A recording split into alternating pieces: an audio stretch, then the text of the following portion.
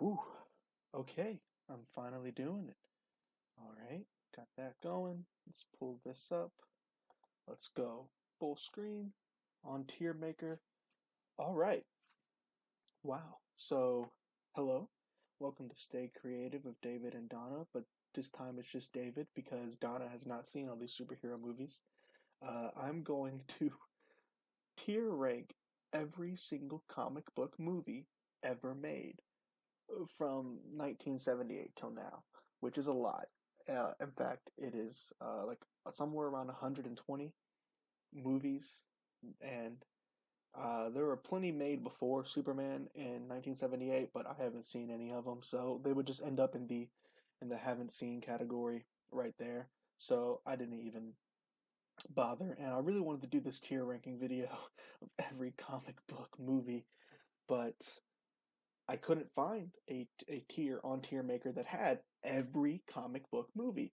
So I said, okay, I'll make my own, which turned into an extremely daunting task of finding a completed list of all these movies, and then having to find a picture for all of them and upload them. When I look at them like this, it doesn't even look like that much. Like I'm looking at all these pictures, and it's just like, oh, what is that, like 20? But no, it is like 120. It just doesn't feel like that much right there.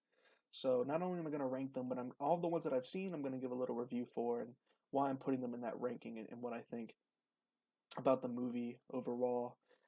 They're not in any particular order. The only order I kind of mix them up in is that all of the Marvel Cinematic Universe movies are in order, I think, close enough, and they're all at the bottom. And so we'll get to those last. I feel that was a nice place to end it.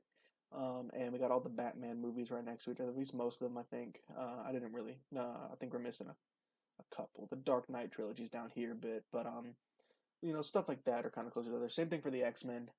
And other than that, there's no real particular order we're going in. I didn't even bother ordering up the DCEU movies because screw those movies. Oh, let me put Amazing Spider-Man in front of Amazing Spider-Man 2 just for just to make it look professional and all. Same thing for Teenage Mutant Ninja Turtles. So I'm gonna tier rank all of these movies. It is a lot. Now there are tons more comic book properties that were made into movies than this, but most of them were TV movies. And so I only did the movies just to save a little bit of my sanity. I only did the movies that had theatrical releases. So these are every comic book movie starting in 1978 that had a theatrical release. Not just superhero movie, every comic book movie, every movie that was made that was based on a comic book property. So that doesn't just include superheroes. It can include a lot of things. And there's a lot of stuff that is surprising to people when I tell them that it was originally a comic book, like Men in Black and uh, The Mask. On the podcast that I did with Donna, we talked about that, and she was really surprised by that. So um, let's get started. You know what? I'll save all of the like and subscribe stuff, and here's where the podcast I'm on to the end. All I'll say is check out the Sciencefictionary. All those links are in the description, and check out the rest of the podcast on the channel.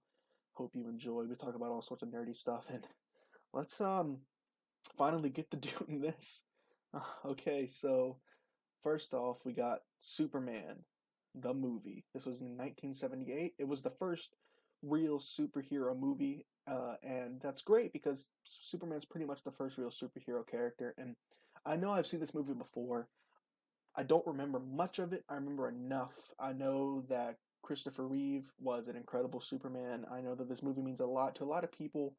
I don't remember what the actual quality of the movie is, but from my remembrance of it, it definitely captures the spirit of Superman, which is the most important part of making a Superman movie. So I think I'm going to put that in the S tier, not quite the S plus. As you can see here, we got S plus, S, A, B, C, D, F, and haven't seen. S plus is, that's the legendary movies, like the absolute supreme of the supreme, the um, greatest things to ever exist ever, like just incredible stuff. S, classic good stuff, and then it goes down from there. And then haven't seen. I haven't seen all these movies. I'm sorry. If you if you desperately want me to, if this video gets a lot of views and likes and comments saying please watch every single one of these movies and review them, then you know what? I will do it. But I've seen I think, a fair enough amount. I've seen a good amount of them, good enough for me to confidently say that I could do this, um, without feeling bad about it. So anyway, Superman the movie, we're gonna put an S tier for now, and I might come back and move these around a bit later. So then we have Superman 2. I've seen that one also, and same thing as the Superman movie, but I'm gonna put that in the B tier.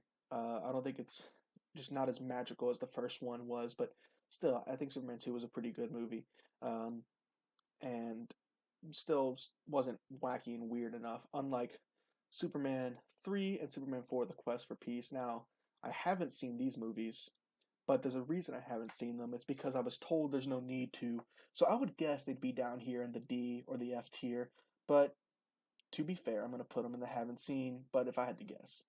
I also have not seen the Supergirl movie, which I didn't even know was a thing until I found the list. By the way, I found that list on Flights, Tights, and Super Fights, something like that. Movie Nights and Tights or something like that. I'll leave the link in the description to the website. Really helped me out a lot. I would not have been able to do this without them, that list, because I found most of them on my own, but there's some stuff that I just kind of forgot about. Also, Flash Gordon. Apparently it's a classic. I'm sorry, I haven't seen it.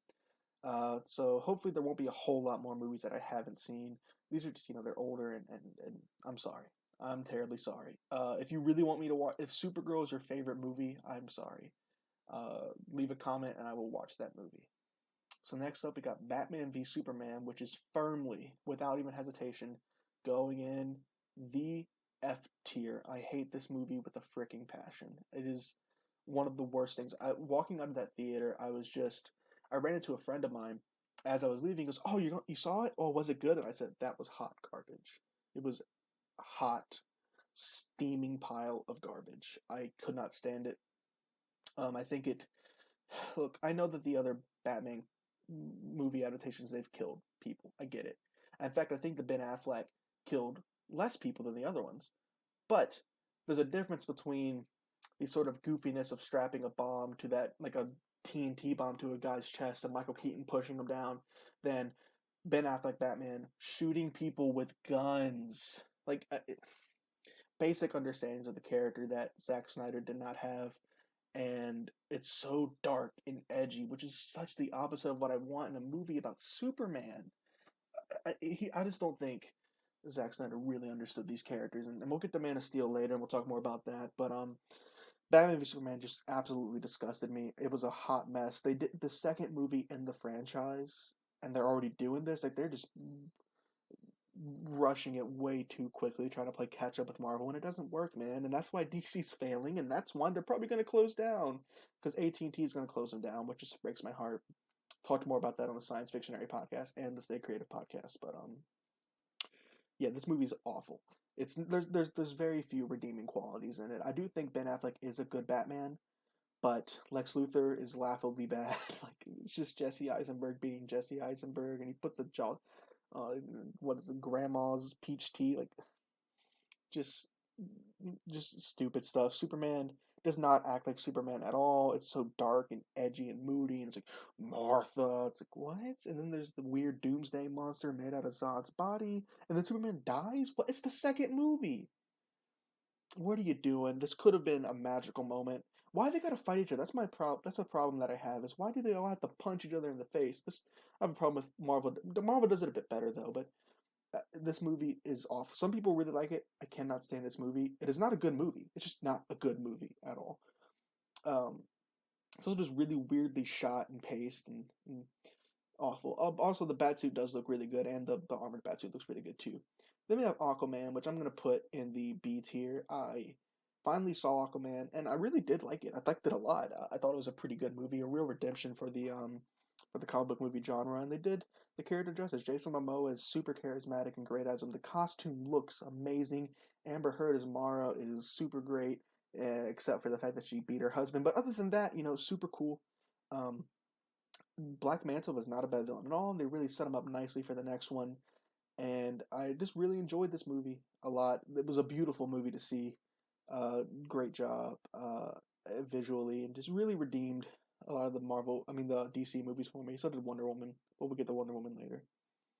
Next up, we got Batman 1989, starring Michael Keaton, directed by Tim Burton. this movie I'm gonna put in the A tier. It's not super great, and it isn't super great Batman movie, but you know what? The suit looks amazing. Alfred is great in it. The relationship between Batman and Alfred is great. Michael Keaton is just something about him, man. Something about him makes him the perfect Batman to me. I love Michael Keaton in this movie. I can't stop watching this movie when I watch it. You know, I keep rewatching it, and it's one of those superhero movies that I can just go throw on at any time and watch and enjoy. It's so much fun, but it's still very dark, but not in an edgy kind of way. You know, it's dark, but not edgy, like like the Batman movie Superman was. And it's just a classic movie. That's the suit that I use when I play the Arkham games. That's the suit that I use, the DLC. I've spent like $1 to get it or whatever. Um, and Michael Keaton still such a great Batman. If they made a Batman Beyond movie with Michael Keaton as Batman, oh my god, as Bruce Wayne, that would be incredible. And just this movie really redeemed Batman for a lot of people. You know, you had that TV show that I think is good in its own right, but this movie made Batman what it is, and we wouldn't have comic book films as they are today without it. I think it's a great movie and a great use of the character. Not perfect, he does kill people, and the whole like you want to get nuts, let's get nuts. Is weird, but Jack Nicholson as Joker is really really fun. Him dancing the Prince, like I like that. I like that kind of stuff. I think they were having fun with this movie, and I think it's a pretty good movie. Of course, there are some problems. But not as many problems as there were in Batman Returns. Now, I'm going to put Batman Returns, I think, in the... See, this is hard. I'm going to put it in the C tier for now. And I do have very fond memories of this movie. And I'm trying to remove my biases from these. But it's going to be very difficult for me, too, because I'm very nostalgic and grew up with a lot of these movies. Batman Returns, I have very vivid memories of watching Batman Returns and being absolutely terrified by Danny DeVito's Penguin. Michelle Pfeiffer as Catwoman is just incredible. The suit's so weird. It's so wacky and out there, but I still love it. Batman Returns, I think it does a very weird thing. It's very Tim Burton-esque. It's the most Tim Burton out of the two Tim Burton Batman movies, but it's not very Batman, is it? But the suit looks great. They made small tweaks to the '89 suit to make it look more fitting and more like it has like really fits his body and has the abs, so the suit looks great, and Catwoman is great in this movie. I think the origin's weird, but she has a really good role to play, and once again, Michael Keaton's incredible as Batman, and Danny DeVito, just anything Danny DeVito's in is beautiful, but it is a very weird movie that I just can't find myself putting higher, but I don't know, maybe a B, because I do really like Gotham in this movie. Gotham is very much its own character, and it really plays up this weird gothic horror of Batman. This movie feels very Batman the Animated Series in a lot of ways, which, you know what, it's just not, it's not as classic and not as well written and not as fun as Batman '89, but Batman '89 is kind of only up there in the A tier because of the nostalgia for it, to be honest. Okay, C tier for now, but I might come back to that. I'm going to review them. Speaking of the Batman animated series, we have Batman Mask of the Phantasm, which this movie is part of this tier list because it did get a theatrical release, actually. And it is just an incredible movie. I'm going to put it right next to Batman '89. In fact, I'll put it above Batman '89. I got to be honest. I just think it's an incredible movie.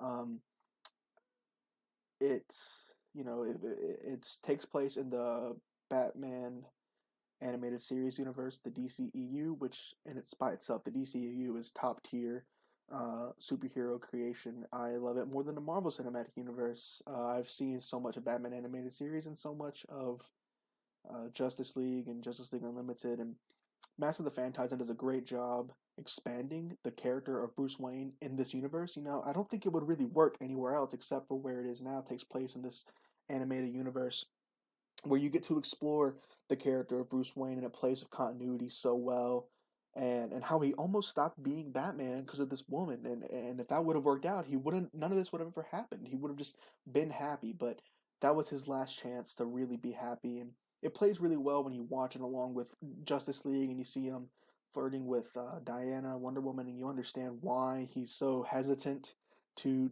have that relationship with Wonder Woman. Great twist and great continuity builder because the Phantasm gets used later in continuity, like straight up in Batman Beyond. They use that's who was hired to assassinate Terry McGinnis' parents. But then she backed out of it because she's not really a bad person. It's just interesting in the twist and how the Phantasm is that former lover of his, and anything with the Batman animated series is great. In the Batman animated series, Gotham is perfect. It's its own character that's weird. Like you have black and white TVs, but it's gothic, but it is modern. I love the Batman animated series, and Batman Mask of the Phantasm plays perfectly into that continuity. Then we have Batman Forever, the Val Kilmer Batman that came after Batman Returns. I'm going to drop that in the D tier. I have some fond memories of this too. I grew up watching this one a lot. Once again, I really like the visual stuff. Joel Schumacher, his movies are not good. I'll go ahead and put Batman and Robin in the F tier, of course, but something about the visuals of Gotham City itself and the colors they use, it does really work for me. I like very colorful comic book movies, and this is a very colorful movie. And Jim Carrey, the Riddler, it's weird, but it doesn't really work that well. But him being in that full green suit, it balanced, and Two-Face with the purple face, it's perfect with the super dark suit Batman. And I remember liking the suit, but I don't really remember the suit that much. And the suit's important to me. Having Robin in it just doesn't work, but I think they did the best they can with Robin. They stuck to his origin, Flying Grayson's killed, Chris O'Donnell. It's kind of weird, but I'd love to see a better version of Nightwing, which in the Titans universe they have done that now, but a better movie version of Nightwing. Dick Grayson's one of my favorite characters ever. So I was happy to see him on film, but it doesn't work, man. It's not very good. Val Kilmer, he was okay, I guess. He was okay. But Two-Face was horrible. Like that was stupid. Tommy Lee Jones' Two-Face was just dumb. The prosthetic looked wrong. It just didn't work for me at all. Not at all. And for Batman and Robin, I mean, what more can I say? Bat nipples, like what the hell were they doing? It's very out there and very weird. I saw a Joel Schumacher quote where he said that the reason that they have nipples is because he wanted to explore the raw sexuality of the character, which just demonstrates to me the same reason I don't like Zack Snyder is because you don't understand this character at all. But at least I see where he was going with it, I have seen this movie a couple times, and when I was younger, I could sit down and watch it all the way through and find some enjoyment with it. I do kind of like Uma Thurman's Poison Ivy. It's very goofy and kind of cringy. Bane's awful. Bane's, I want to vomit. Like, it's bad. But Uma Thurman as Poison Ivy really works for me, and I kind of wish it would have been done better because I love Uma Thurman a lot. And, George Clooney as Batman, not a bad choice, to be honest. It didn't work for this movie, obviously. And I'd love to see a better Mr. Freeze, but really what ruins this movie for me is the suits and the tone of it overall, and then the villains that just didn't work, and the weird parts that just, it didn't understand the character at all, and this movie never should have been made. But hey, at least it being made led to the Nolanverse reboots, which we'll get to later. So next we have Big Hero 6, and I've watched this movie a few times, quite a few times actually, and I think I'm going to throw it at the top of B tier. I've never read a Big Hero 6 comic book in my life. It is a Marvel thing, but I've never read a Big Hero 6 comic book in my life.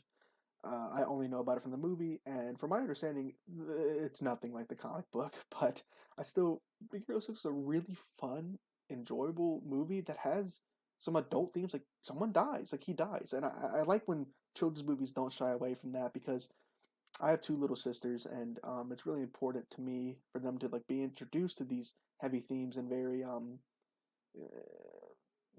believable and like very adaptable ways where they can witness it in this universe like this, where these fun happy things happen, but bad things happen too, and you balance it, and you can't get yourself down about it. And you have to live your life and be happy and move on, but remember those who came before, and just the way it tackles that theme so well is really great to me. Baymax, every single year at cosplay, at WizCon, I still see cosplay of Baymax, and I've watched this movie many times, and I would watch it a million times again. So you know what? I'm considering putting it A tier. Actually, now that I think about it, the way that it tackles those themes, I'm not, it's not perfect though. I mean, none of some of it doesn't make a whole. It doesn't all work together perfectly. Oh, but it kind of does, doesn't it? Animation's great. Uh, but as a comic book movie, I'm gonna keep it at B because it has nothing to do with the actual comic book that came before, which kind of dims it for me, I guess. But also, I never cared. So A, no, I'm gonna keep it at B. I think it's good, but I don't think it's like to me these are like legendary statuses up here. S plus is obviously very legendary, but these are like iconic, like top of the line movies, and I think that's why it's top of B is a good place for it. Next, we have Birds of Prey. It just came out. I've actually not been able to see it. Birds of Prey and the Fantabulous Emancipation of Harley Quinn. I have no interest in seeing it, but I probably will see it. That's one of the few. If it goes and haven't seen, but I plan on seeing it, I'll specify. I'm gonna see it. I mean, it just came out. I'm a broke 19-year-old, so I'm doing my best to go see movies. But I've heard it's pretty good. Then we have Blade 2. I saw Blade 2, don't remember it too much. I'm up into the C tier. I remember it being good and being really enjoyable. I've also seen Blade Trinity, and I hated it, so I'm going to put that in F tier. Just being so stupid, and there are horror stories from that set. What I really want to talk about is Blade, the first one, which I'm going to drop in the A tier. That's right. Blade came out in 1998, I believe, and you know, Black Panther gets all this attention for being this first black superhero movie. Nope, there's Blade, baby, right here. This incredible movie. Um, Wesley Snipes is perfect as Blade. And for a second, I was like, "Oh, what's Blade's real name? Oh, it's Blade, right?" So Wesley Snipes is perfect as Blade. It's very dark. The vampire, the gore, and like just the action-packed nature of it is so freaking awesome. It's so cool. It's very Matrixy, but 89, of course, it is, and I think it just follows. It's exactly what a Blade movie should be, and that's why I'm gonna put it in the A tier here. I could watch this movie over and over and over again. I've seen it recently enough to say that, and Wesley Snipes is perfect as him. Blade looks awesome. He does awesome things. Awesome fight scenes. You know, it's very Matrixy, but it works really well, I think, especially for the time when they were able to shoot it and make it look so cool and the blood and it doesn't shy away from that at all. And just exactly what a Blade movie should be. And I would love to watch it over and over. I would watch it over and over again. And I'm excited for the Blade in the Marvel Cinematic Universe, but also a little worried because there's no way they're gonna make it as freaking badass as this movie here. Then we have the Captain America movie. I'm gonna pop that in the haven't seen. I have not seen that. I've seen clips of it. Uh, no, thank you. Uh, wait, no, I'd probably no. Okay, the no, thank you. That was me looking at Catwoman and going no, thank you. For Captain America, I mean, cool. I guess. I mean, the suit. I appreciate when they do the suits right, and that looks pretty good. But I probably won't ever see that movie. Maybe one day. Catwoman. I have seen it. No, thank you. Oh God, dang! Oh my God, it's so bad. The basketball scene is legendary. Though I do like the basketball scene. I hate the basketball scene. Um, awful, awful. We have a lot more movies to go, don't we? Yeah. Awful movie. The CGI and the action, the fights. It's like a rip off of Daredevil, like straight up. Like if you watch the final fight scene, the Daredevil, and the final fight scene with this, it's the same thing, but like this is somehow even worse. Also, the evil villain's like a makeup guru person, and this is nothing. Cat, this is stupid. She's like purrs like a cat, and like likes to drink milk out of a bowl, and suddenly she's really good at basketball. Lots of awful things in this movie. It is unwatchable. Sometimes it's so bad it's good. No, this is just unwatchable. Um, you know what? I think I'm gonna move up Blade Trinity to. No, I'm gonna keep it there. So for me, F tier basically is D tier is like so bad that it's good. You know, like I can still watch it. F tier is just completely unwatchable. And you know what? I was about to move Blade Trinity up. I would never watch Blade Trinity again. There's no way. Constantine, I have not seen it, but I love Keanu Reeves, and from my understanding, it is absolutely nothing like the Hellblazer comic books. The TV show did a great job. Matt Ryan did a great job adapting it, but I have heard Constantine's a pretty good movie, just nothing like the comic books. But maybe I'll see it one day.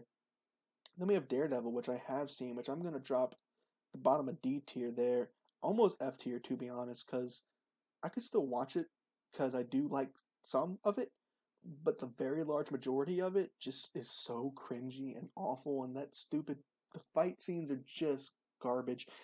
I think literally like the only thing keeping it in D is the portrayal of um his radar sense. That's it. That's the only thing keeping it out of F.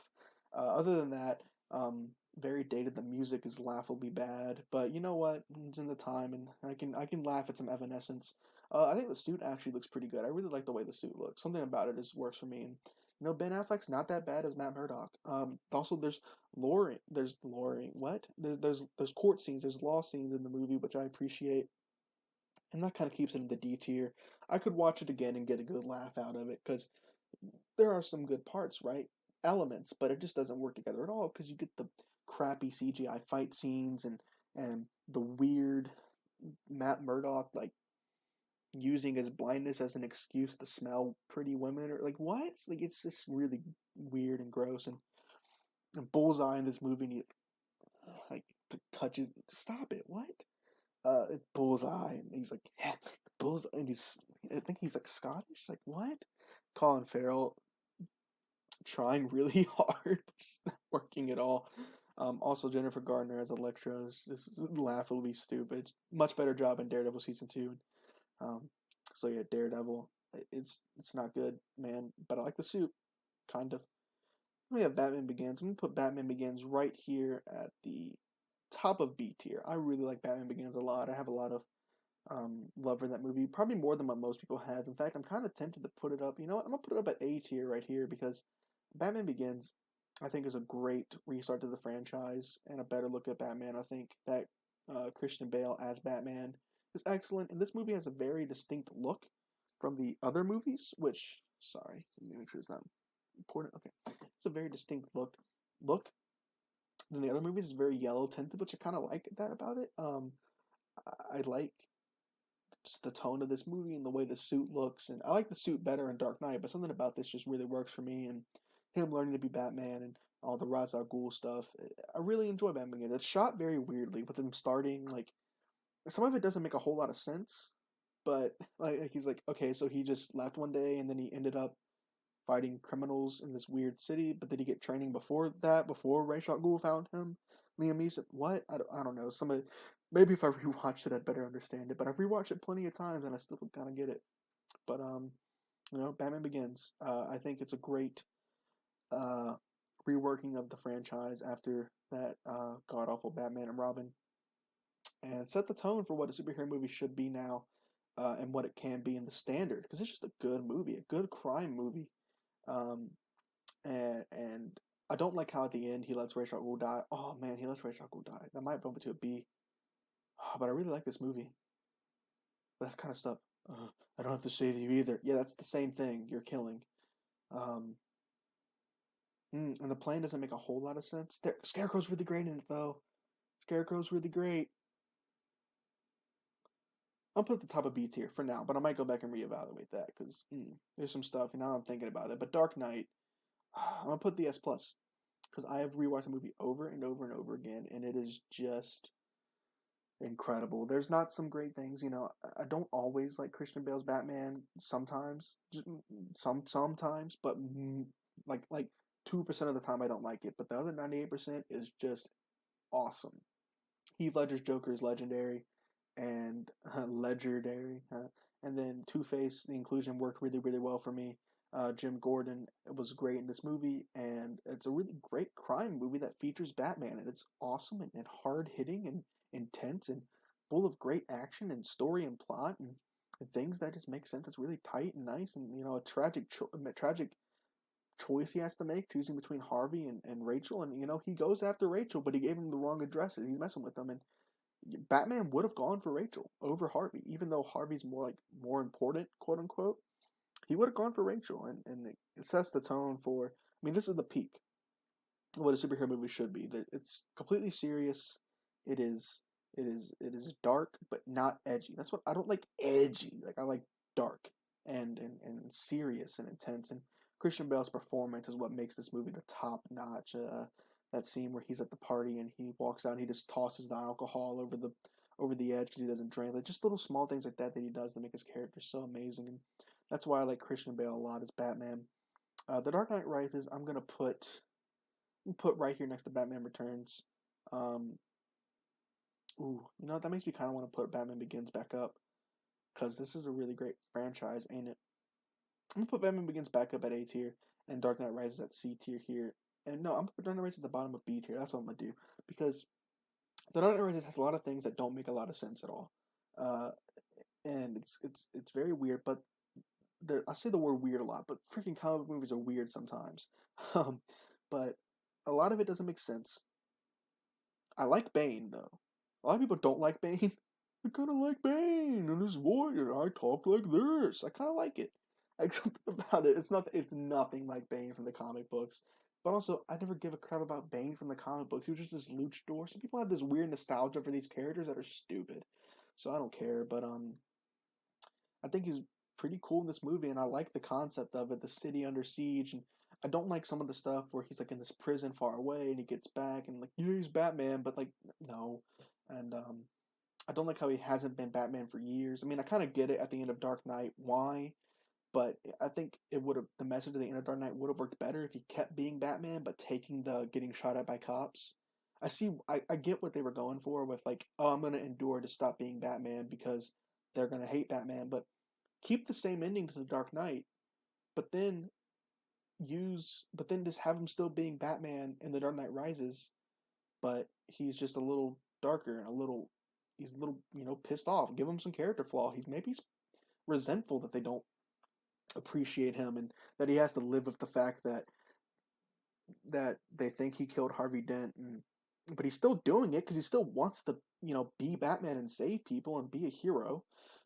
um and a couple things like that bother me. And what's the scene where it's like Bane says came back to watch your city burn? He goes, no, I came to stop you. What a stupid comeback.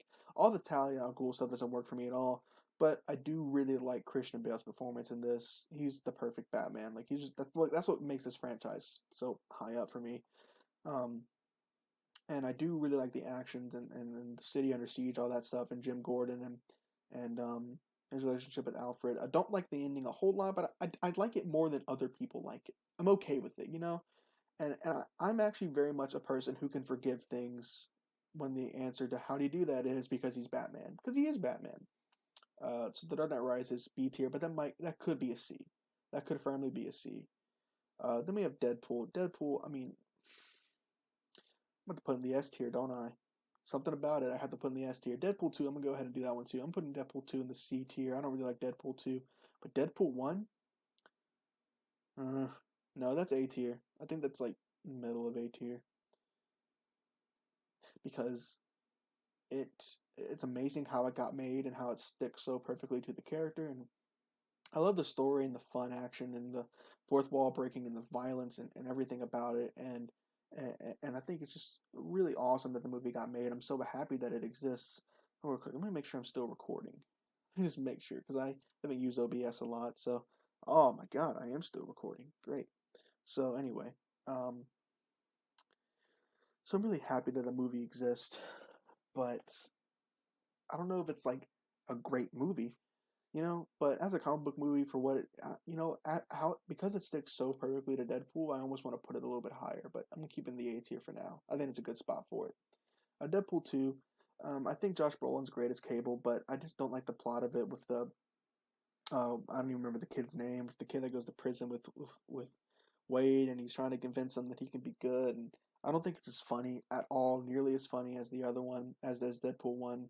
Deadpool 1's really funny. It's really funny. I might put it a little higher. I don't know. I like the end bit where he goes back in time and shoots himself in the head to stop him from doing Green Lantern. I didn't put Green Lantern on this list. I just completely forgot about Green Lantern. That's how irrelevant it is. That's hilarious. Oh my God. Green Lantern would be like D tier probably, like next to Daredevil. But anyway, I like Deadpool.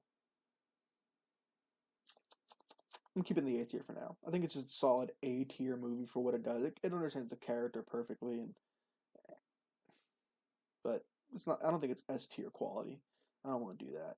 Dredd, I've seen Dredd. I think Dredd is a great use of Judge Dredd. I'll put it right in the middle of B tier, especially after Judge Dredd down here, which is I have not seen, but I've heard is god awful, which I'm just putting I haven't seen already. But Dredd is just like dark Carl Urban is just great. The frown's amazing. I wish I could replicate that frown. The suit looks awesome. I actually have a mod in Fallout New Vegas where I use the suit from Dredd. It just works really cool for me, and just an action like just going up those this dark in the slums, and it's just one building. They're just going up the whole time, like just action packed and hard hitting from the start to finish, and great use of Dredd. Doesn't take off the helmet, like that's important to me. Like that's what Dredd should be. And I'm not like a huge Judge Dredd comic book reader, but I really think this is a solid, good movie. Elektra, I'm gonna put in the F tier because unlike Daredevil, Elektra's just straight up unwatchable. I've seen it, but I haven't finished it because it's just so bad. I don't even want to talk about it anymore. Jennifer Gardner is like, what? No, it's just stupid. It's worse. It's like Daredevil, but just turn up all the cringiness to a higher level. Fan Forstick, I'm also going to drop in the F tier. It is unwatchable. It's so stupid, and the suits look god awful, and the plot, what are they doing? It's such a dark, and like the plot takes place in like one spot the whole movie, and I see what they were going for, but I think it was Josh Trank was the director, and there was all that drama around it. But I just don't think any of the actors do a very good job. I mean, Michael B. Jordan is good, but that's because he's Michael B. Jordan. Other than that, though, I like Miles Teller a lot. I don't think he was too great as Reed Richards. I don't see it. Maybe I guess as a younger Reed Richards, he was fine. The suits look so stupid. Why are you wearing those? What? Who made that? Who thought? Hey, let's put him in that. Like that looks so dumb. I guess the Thing looks okay, but unwatchable, completely unwatchable. Doctor Doom is gross and disgusting and just stupid, and this movie never should have been made, and I'm happy it's just thrown in the trash, gone, get it out of there. Fantastic Four and Fantastic Four Rise of the Silver Surfer, I'm going to put in the D tier next to Daredevil. It's sort of the same level of Daredevil and Batman Forever, where it's like, I can watch it and just enjoy it. I like the colorfulness. I like the colorfulness of the suits. I think the suits look great. And Silver Surfer, and it's amazing. And they do the Fantastic Four, like flying cars. That's awesome. And, Doctor Doom, he looks okay.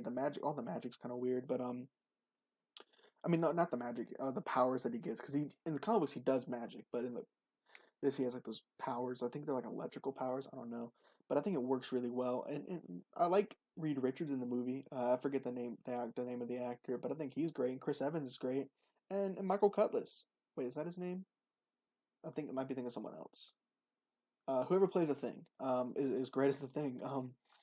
Jessica Alba. I mean, like she's hot, so that gives it some bonus, I guess. But other than that, like she's a horrible actress. But I hate her. But it's a fun, colorful movie that I can watch. It's not so bad that it's unwatchable, but it's not good. I mean, it's just not good at all. It's not. It doesn't look super great all the time, and doesn't take itself seriously enough. And there's a lot of dumb stuff. In Rise of the Silver Surfer, I remember a lot of dumb stuff, like Reed using his stretchy powers in very weird ways, and I'd like more creative ways of using that, not these weird ways. But it's not awful, so I'm gonna put it right next to Daredevil. I think it's where it belongs. I mean, Fantastic Four, the Roger Corman make, and I mean, like we all know, S plus, right? I think that this is one of the most important movies ever made. I think it really captured these characters well, and Doctor Doom looks incredible in it. And they did this at a time when it was gonna be really difficult, but they pulled it off. And I think it set the tone for what superhero movies should really be. I don't think it's a question. I think for every top of S plus actually. Yeah. I don't know what's more to say about it. I mean, the acting's great. I think that the suits look amazing, and they made this really great movie that we wouldn't have the rest of these movies without it. It went to Marvel's first family and made this first real Marvel movie that set the tone for these fun, colorful movies and what they should be. So I appreciate Fantastic Four for that, and that is going to go in the S plus tier. Next up, we have Ghost Rider. Now, one of these is Spirit of Vengeance, the second one, and one of them is Ghost Rider, the first one. I don't remember which, so I'm going to say that this one I think it says Spirit of Vengeance on there, so I'm gonna say that this one is Spirit of Vengeance. Spirit of Vengeance, I'm gonna put it right next to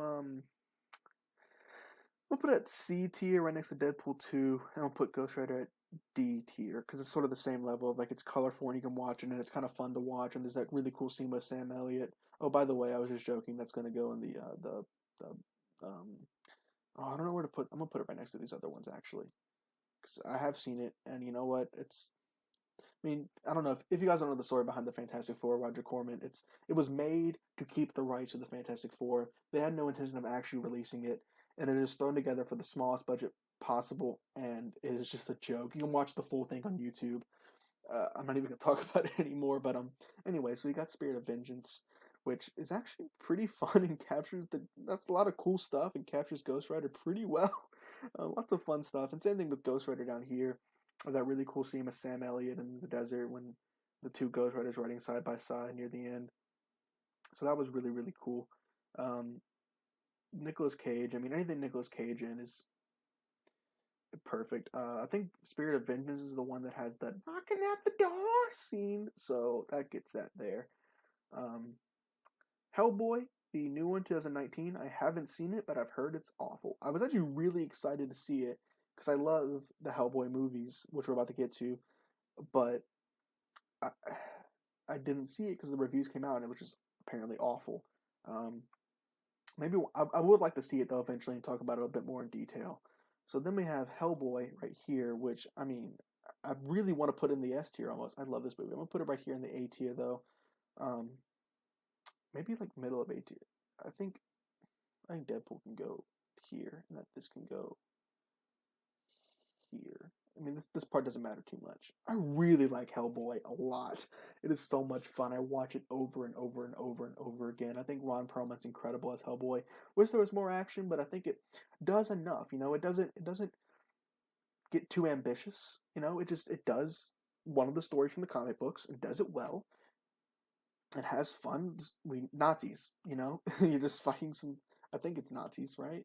No, is it Nazis? I think Nazis are part of it. And there's Rasputin in there. It's weird. I don't know, but I love rewatching it, just putting it on and watching the cool visuals. You know, that as I've established, I just love colorful, visually interesting comic book movies, and Hellboy is definitely top of the line with that. And Ron Perlman's Hellboy will puts in A tier. If it wasn't for Ron Perlman, it'd probably be like B tier, maybe even C tier. But with just the performance of him, puts it in the A. Hellboy 2, I don't remember it quite as fondly, so I'm gonna put it at the bottom of B tier, but I still remember it being pretty good. And sort of just the same thing as Hellboy 1, just really great adaptation of the character, and makes me really want to read the comics that hopefully I'll get to one day. And then we have, I think this is 2004, Ang Lee's Hulk, which I'm going to put, I think I'm going to put the bottom of D tier, but for a different reason from these other ones. So the reason it's at the bottom of D tier here is because, you know, I haven't seen it in a long time, but from what I do remember, it's very different. It's very artsy and very weird, and definitely not based on a Hulk comic. You know, it's sort of like Ang Lee was using the Hulk as a vessel to tell the story about abuse and father and son relationships and multiple personalities and trauma that can come from that.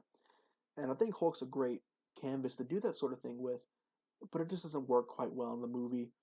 And so because of that, I'm gonna put that right there at the D. Also, the Hulk looks awful. Next up, we got Spider-Man Into the Spider-Verse, which I'm going to put actually in the S tier because Spider-Man Into the Spider-Verse, I'm a huge Spider-Man fan. It is my favorite thing in the world. There's nothing I love more than Spider-Man, period. It's my favorite character, and it means a lot to me. As a character, he means a lot to me. And to see him done so perfectly and so well in Spider-Man Into the Spider-Verse, to see that universe tackled, and Miles Morales, too, is amazing in this movie, and to see this universe tackled so well, and all these Spider-Men come together and make this really fun, super visually interesting comic book movie. I mean, it's like a moving comic book. It's incredible, and the suits look great, and I can't remember the guy's name who voices Peter B. Parker in this, but he does a great job portraying this like older, kind of run down Peter Parker, and I think I think he does a great job with it, and he works really well with Miles. There's a lot of chemistry there.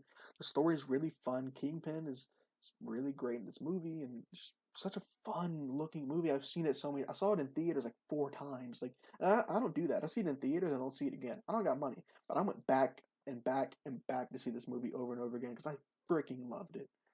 I just thought it was incredible. I think the use of the flips and the jokes, it was funny too. And Spider Gwen was incredible in it. And I think it's just the perfect Spider-Man movie, the perfect comic book movie. Miles Morales, it makes Miles Morales one of my favorite characters now. You know, I think it did something really important, which is I think that it introduced Miles Morales as a new generation Spider-Man. I think a lot of kids are going to walk away from Into the Spider-Verse and say, "Oh, Spider-Man's my favorite character," and they'll be talking about Miles Morales, not Peter Parker. And I think that's really cool and really important, and really builds for the next generation that Marvel's done a great job of, and this just elevates it and makes such a really fun universe. And I cannot wait for Into the Spider-Verse 2. I think it's coming 2022 because these movies take a long time to make, but I can't wait. Also, John Mulaney as Spider-Ham, pitch perfect. Oh, Nicolas Cage as as Noir Spider-Man is incredible. If you've read the Noir comics, they are extremely dark. Uncle Ben gets eaten by the Vulture, like ripped apart. It's insane. Excuse me. But you know, it's just make it fun. Like I like to drink egg creams and beat up Nazis. Like that's hilarious. And oh, I love it so much. Nicolas Cage as Spider-Man. I want a whole movie just of those spin-off characters. I want a whole movie of just about Spider-Ham and a whole movie just about Spider-Man Noir.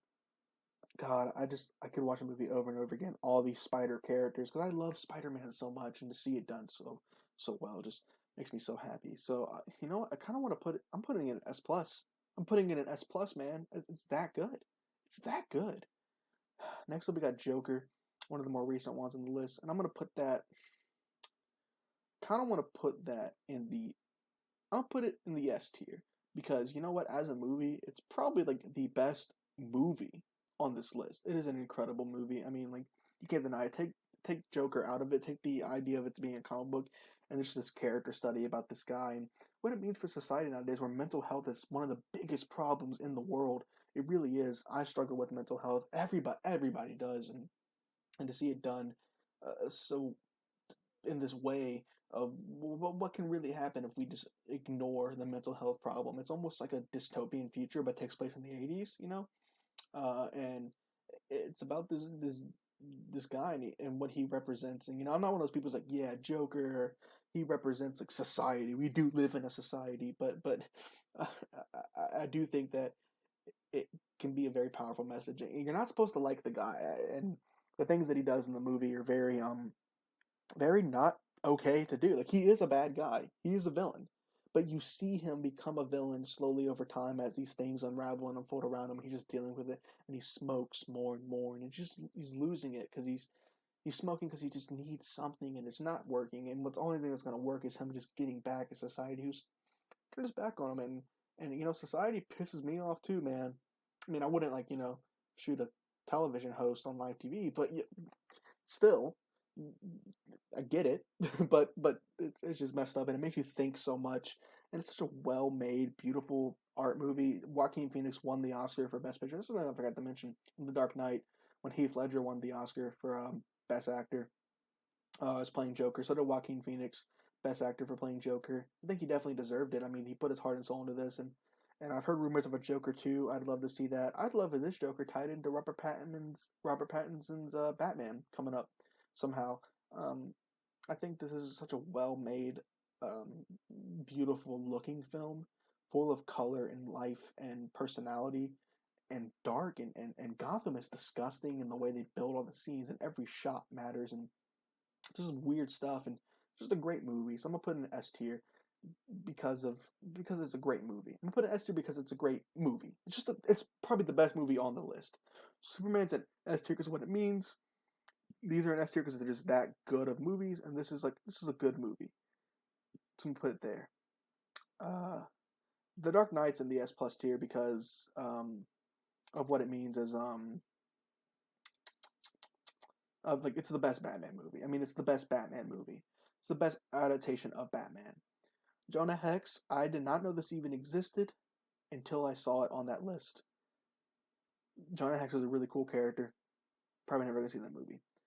Justice League I did finally also see, and I don't want to put it an F right next to Batman v Superman, but I am tempted. I'm gonna put it at the bottom of D. They've ruined these DC characters, man. I mean, that poster looks really cool. It looks like an Alex Ross painting. But other than that, like Wonder Woman's great, Aquaman's great. You know, the characters aren't even that bad, but just like the world they built, and it's so dark and edgy and twisted, and evil Superman already. Like, what are you doing, man? It just makes me sick.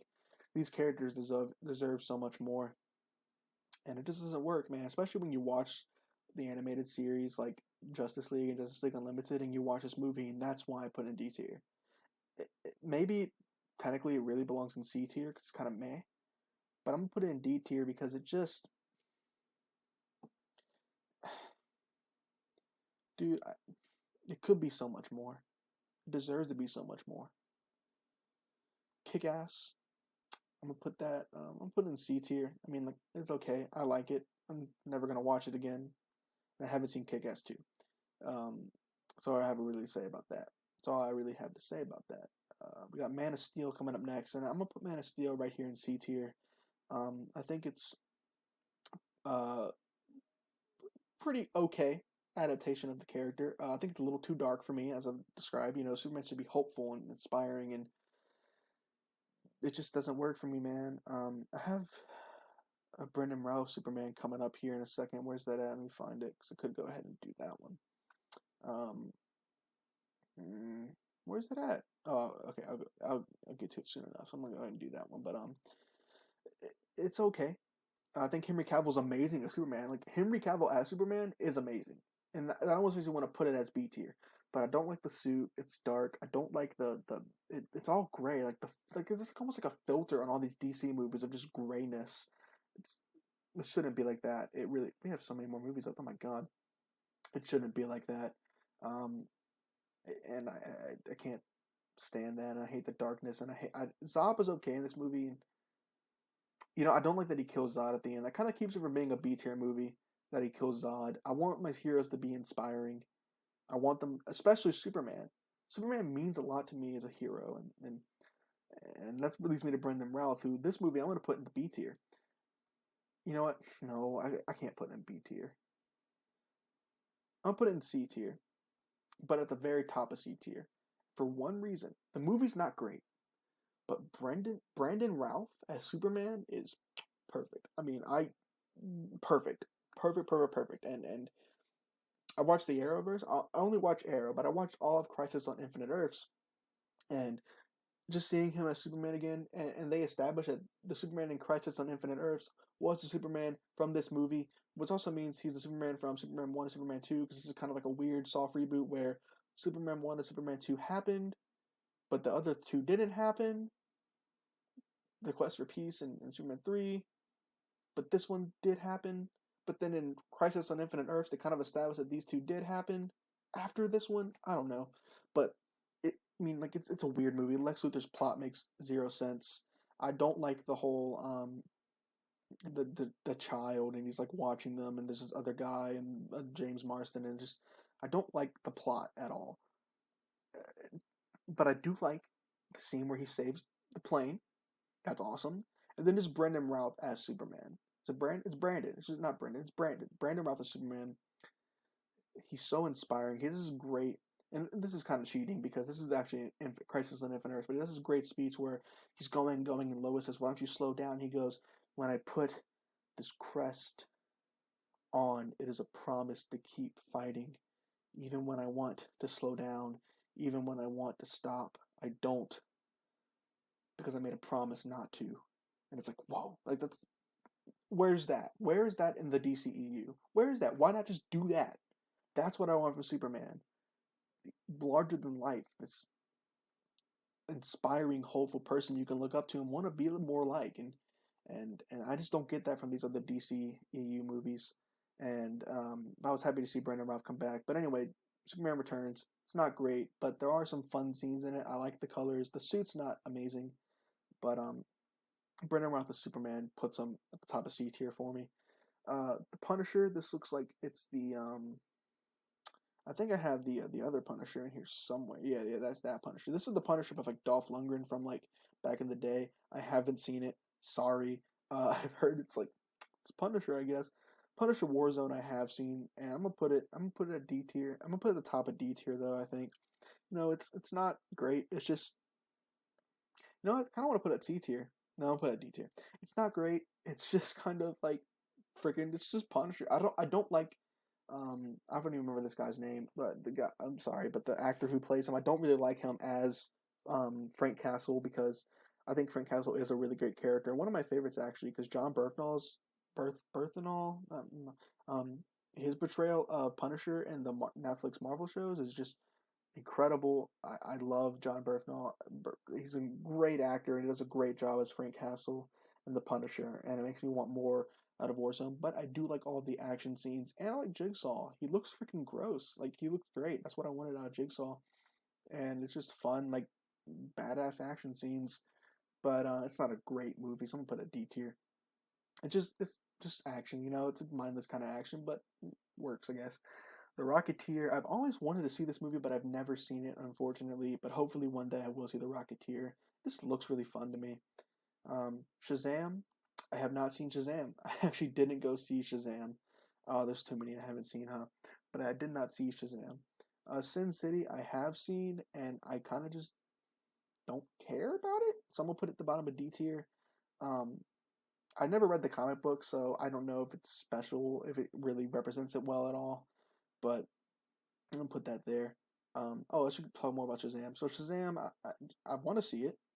I really do. I just haven't gotten around to it. I heard it's great though. Suit looks great. Zachary Levi looks great. I'm sure it's great. So Spawn, I have seen, and I'm gonna put it in F tier. By the way, Batman v Superman's at the bottom of F tier. Just need to make sure that that's clear. Bottom of F tier, Batman v Superman. Awful. But Spawn, it's not. I mean, it's so freaking stupid. And it looks. I mean, the cape looks cool sometimes, but most of the time it doesn't.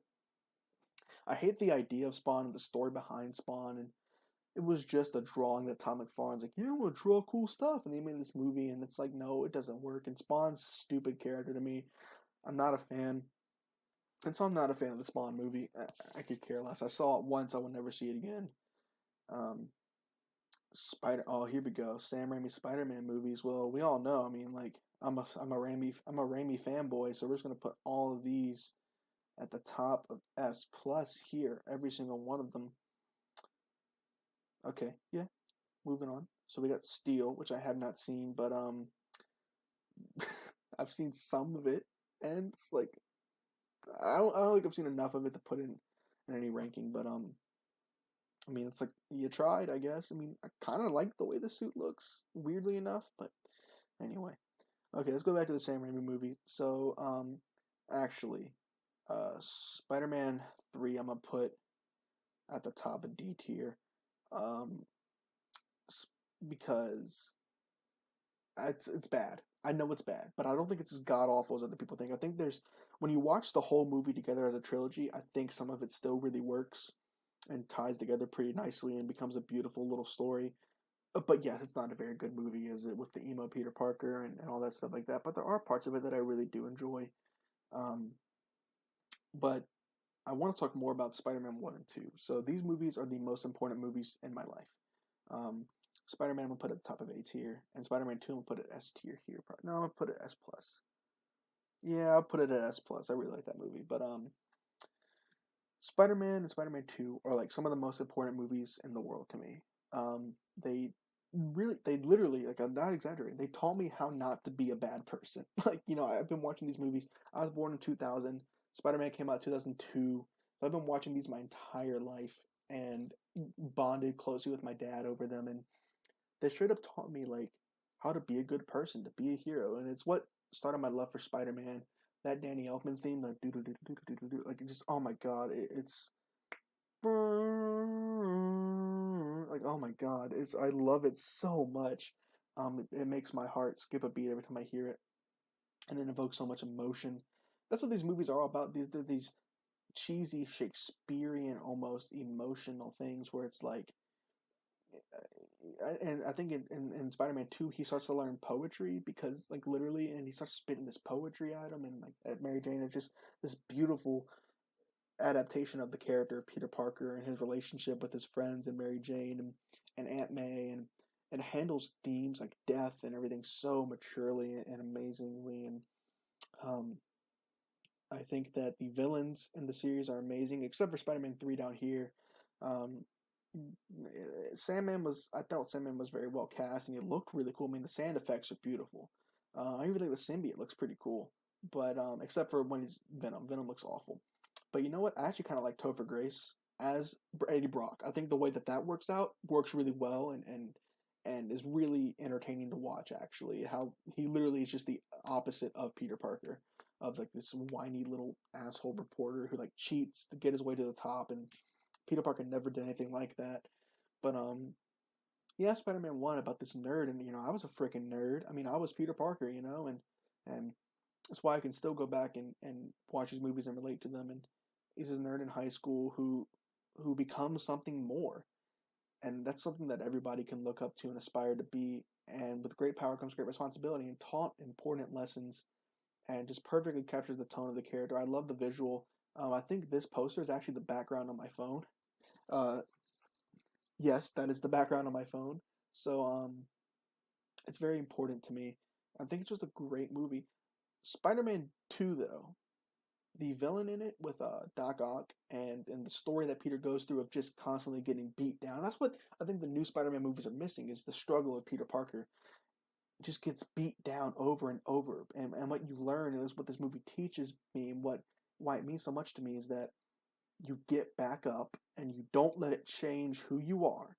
Doc Ock let it change who he is. Well, really, the arms and his spine changed, but it's um thematically, like, Doc Ock let him getting put down change who he is. So Spider-Man can't, because he's a hero, and he has to do whatever Spider-Man would do, and he has to sacrifice these things to be a good person, and eventually it will pay off. And that's what this movie teaches. And I think the action scenes and the train scene with Doc Ock is beautiful, and just the way that Doc Ock is portrayed. I can't remember the actor's name, I'm sorry, but the way the arms look is amazing. And Tobey Maguire is amazing as Peter Parker in these movies. I love them. I'm probably going to do whole videos just about these movies, so I'm going to move on a little bit. But Spider-Man 1 and Spider-Man 2 are great. Spider-Man 3, D tier, but not as bad as people think, I think. We got Suicide Squad. Suicide Squad, I'm going to drop in the F tier right next to Batman v Superman. It is so stupid. What are you doing, DC? What are you doing? What are we, some kind of Suicide Squad? Shut up. Please stop. Teen Titans Go to the movies. I have not seen, but I heard it's pretty cool. That's good. So this one I was kind of worried about, because I've seen the Teenage Mutant Ninja Turtles, but I'm not attached to them like a lot of people are. So I think what I'm going to do is I'm going to put Teenage Mutant Ninja Turtles 1 near the top of B tier. I'm going to put Secret of the Ooze and haven't seen, and Turtles in Time and haven't seen, because I've seen them, but I don't remember enough about them. I'm not closely enough attached to them to really rank them, but I do remember a lot about this first one, and I'm going to put it up here at B tier. I think it means a lot to a lot of people.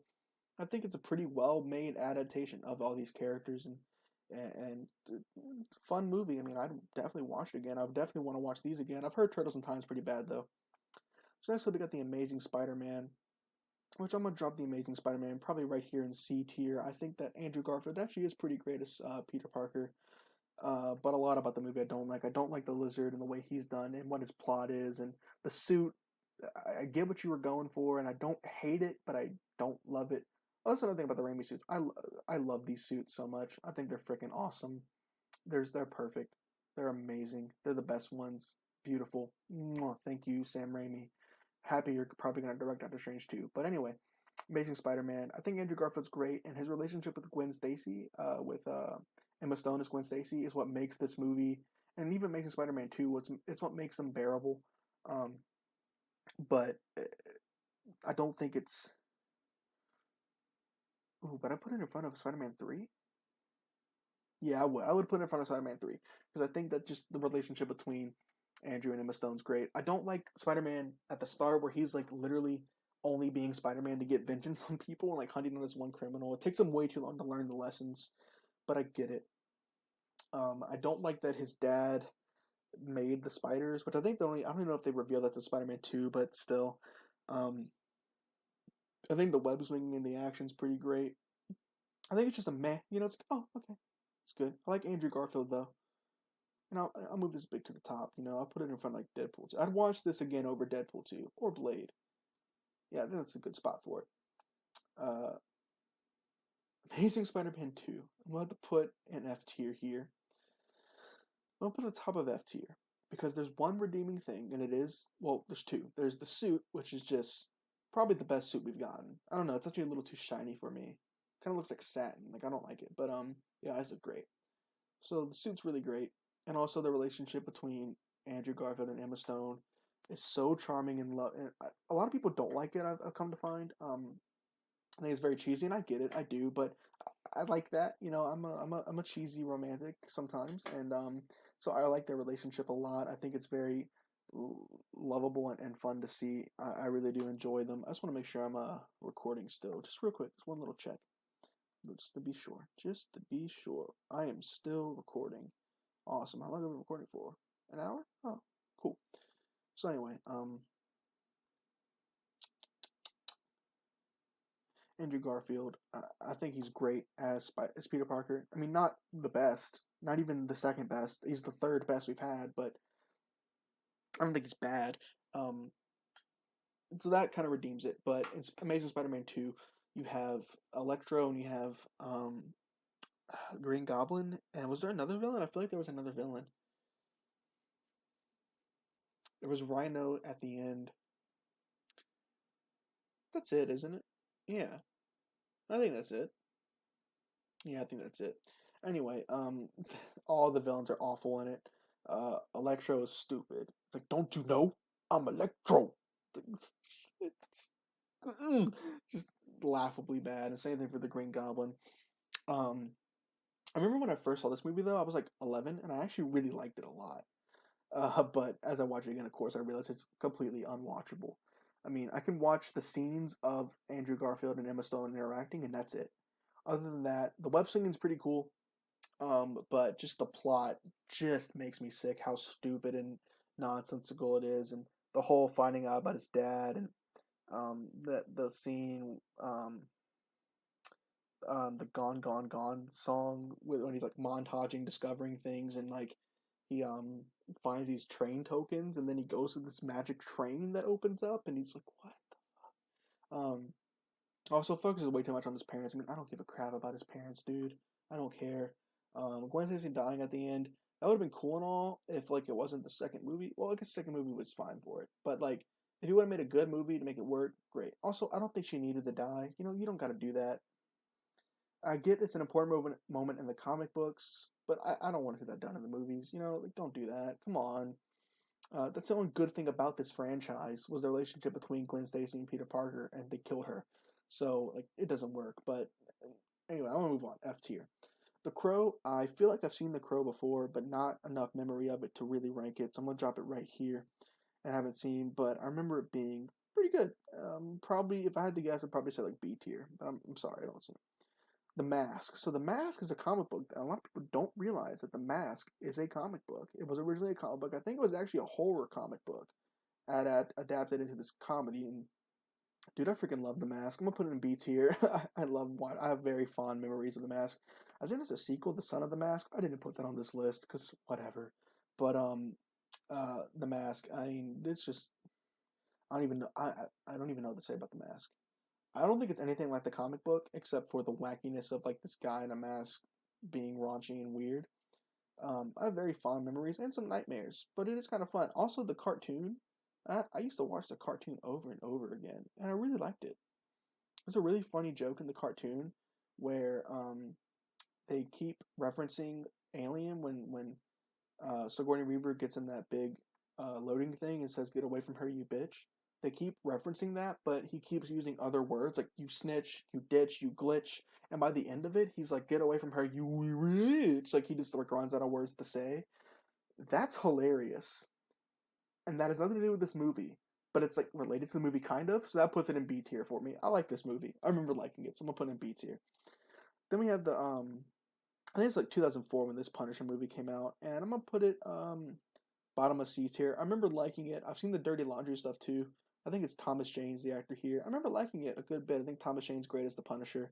Um, it's just okay. I really have nothing to say about it. I think it's better than Warzone.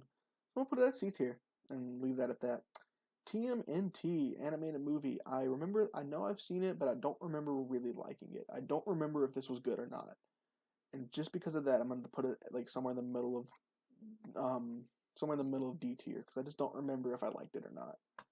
Next up, we got V for Vendetta, which I have not seen. I'm sorry. I heard it's great. I've heard the movie's better than the comic book, but I'm sorry, I haven't seen it. Venom, I finally saw. Freaking F tier. Frick this movie, dude. People love this movie. I can't stand it. Stop rewarding mediocrity. And that's the thing. It's a mediocre movie, and it's probably like a D tier, C tier. But people loving it so much makes me want to put it in the F tier because it's not good. Stop treating it like it's good. It's not good. It's just stupid, mindless. Like it's freaking dumb, and I hate it. Stop rewarding mediocre. Like stop it. It's not good. I don't think it's very funny when it tries to be funny. Tom Hardy walks. He's like he walks really, really weird, and I don't think he's great.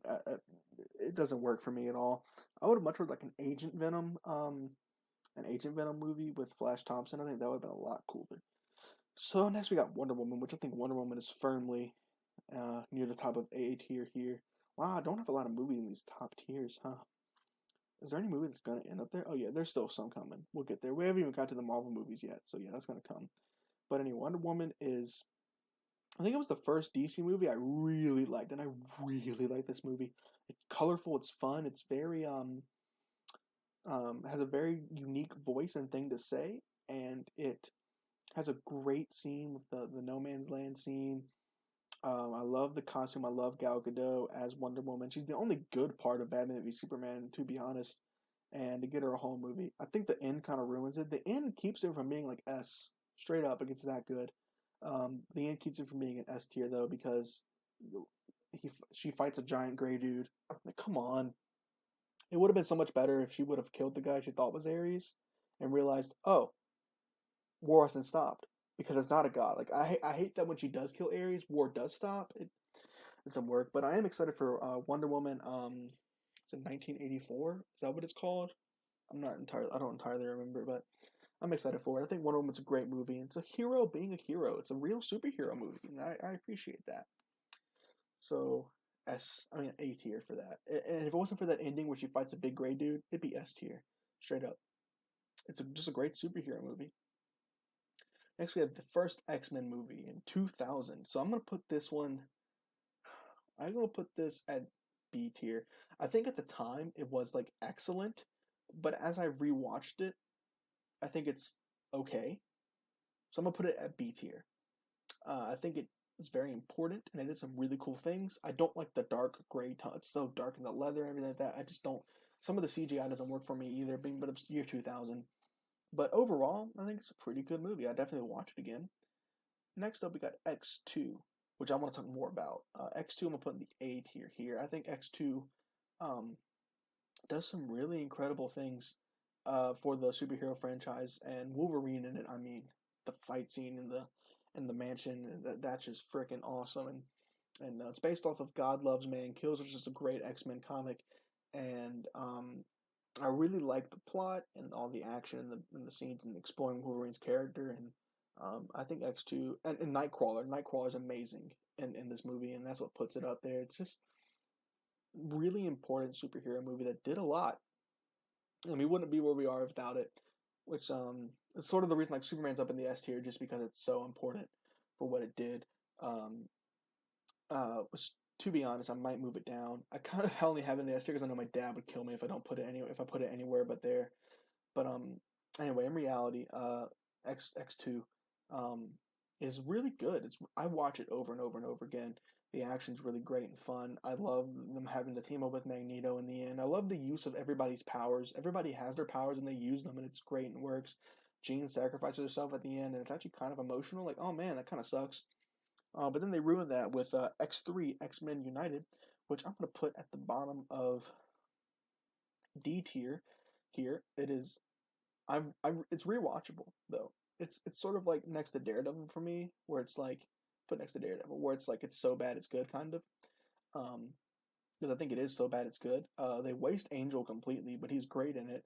Wolverine, I mean, he's great. Hugh Jackman. Oh, that's another thing. Hugh Jackman as Wolverine in these movies is absolutely beautiful. And we'll get to Logan in a bit. But I think you guys can guess where I'm gonna put Logan. But yeah, Hugh Jackman is just absolutely legendary, and I love it very, very much. And that's what keeps these movies at such a high level. It's it's perfect casting. He means a lot to me as Wolverine. Hashtag thank you, Hugh. But we have X-Men 3, X-Men United, which is just nonsensical and stupid. And you got two plots going on at the same time. You got Magneto and this whole mutant cure, and you got the whole Jean Grey thing and the Dark Phoenix, which is apparently something that was always in her mind. It's like, what? We'll get to the next Dark Phoenix one later. Oh, that's by the right. That's right. All the X-Men movies are in order, right? So we're doing that. But X3, X-Men United. I mean, I can watch it again because it's watchable at least. I mean, it's sort of watchable. But it ruined. I mean, that was the first step, and like, what the frick are you doing, dude? But then, even worse, we have X-Men Origins Wolverine, which I am tempted to put in F tier. Yeah, I'm gonna put in F tier. This movie's awful. The one thing that almost made me put it in D tier though was that opening scene where him and Sabretooth are going through the wars. That's awesome. That was an amazing scene. But then the rest of the movie falls completely flat. His claws look god awful. Deadpool's done horribly in it, but I guess that led to the Deadpool movies getting made. So that's fun. But it's what more can I say? It's just so stupid. You got the Blob, and he's like this fat. It's like, what? It's like such a weird scene. Gambit's okay in it, I guess. They're never making that Gambit. I remember people were still like, yeah, we're making the Gambit movie. No, you're not. No, you're not. Stop it. Because who cares? But anyway, X-Men Origins Wolverine. It's unwatchable. That's why it's I can watch I've watched the first scene on YouTube a couple times, but I can't watch that movie. Can't never again. Just so bad. Then we got First Class, which I think is a pretty good. I've seen First Class. First Class is a pretty good movie. I think I'm gonna put it in B tier, right next to X-Men. I really enjoy it. I think it was a great shot in the arm for the X-Men franchise and what it did. Oh, did Wolverine come first? No, I think First Class came first, and then it was Wolverine. Yeah, I think so.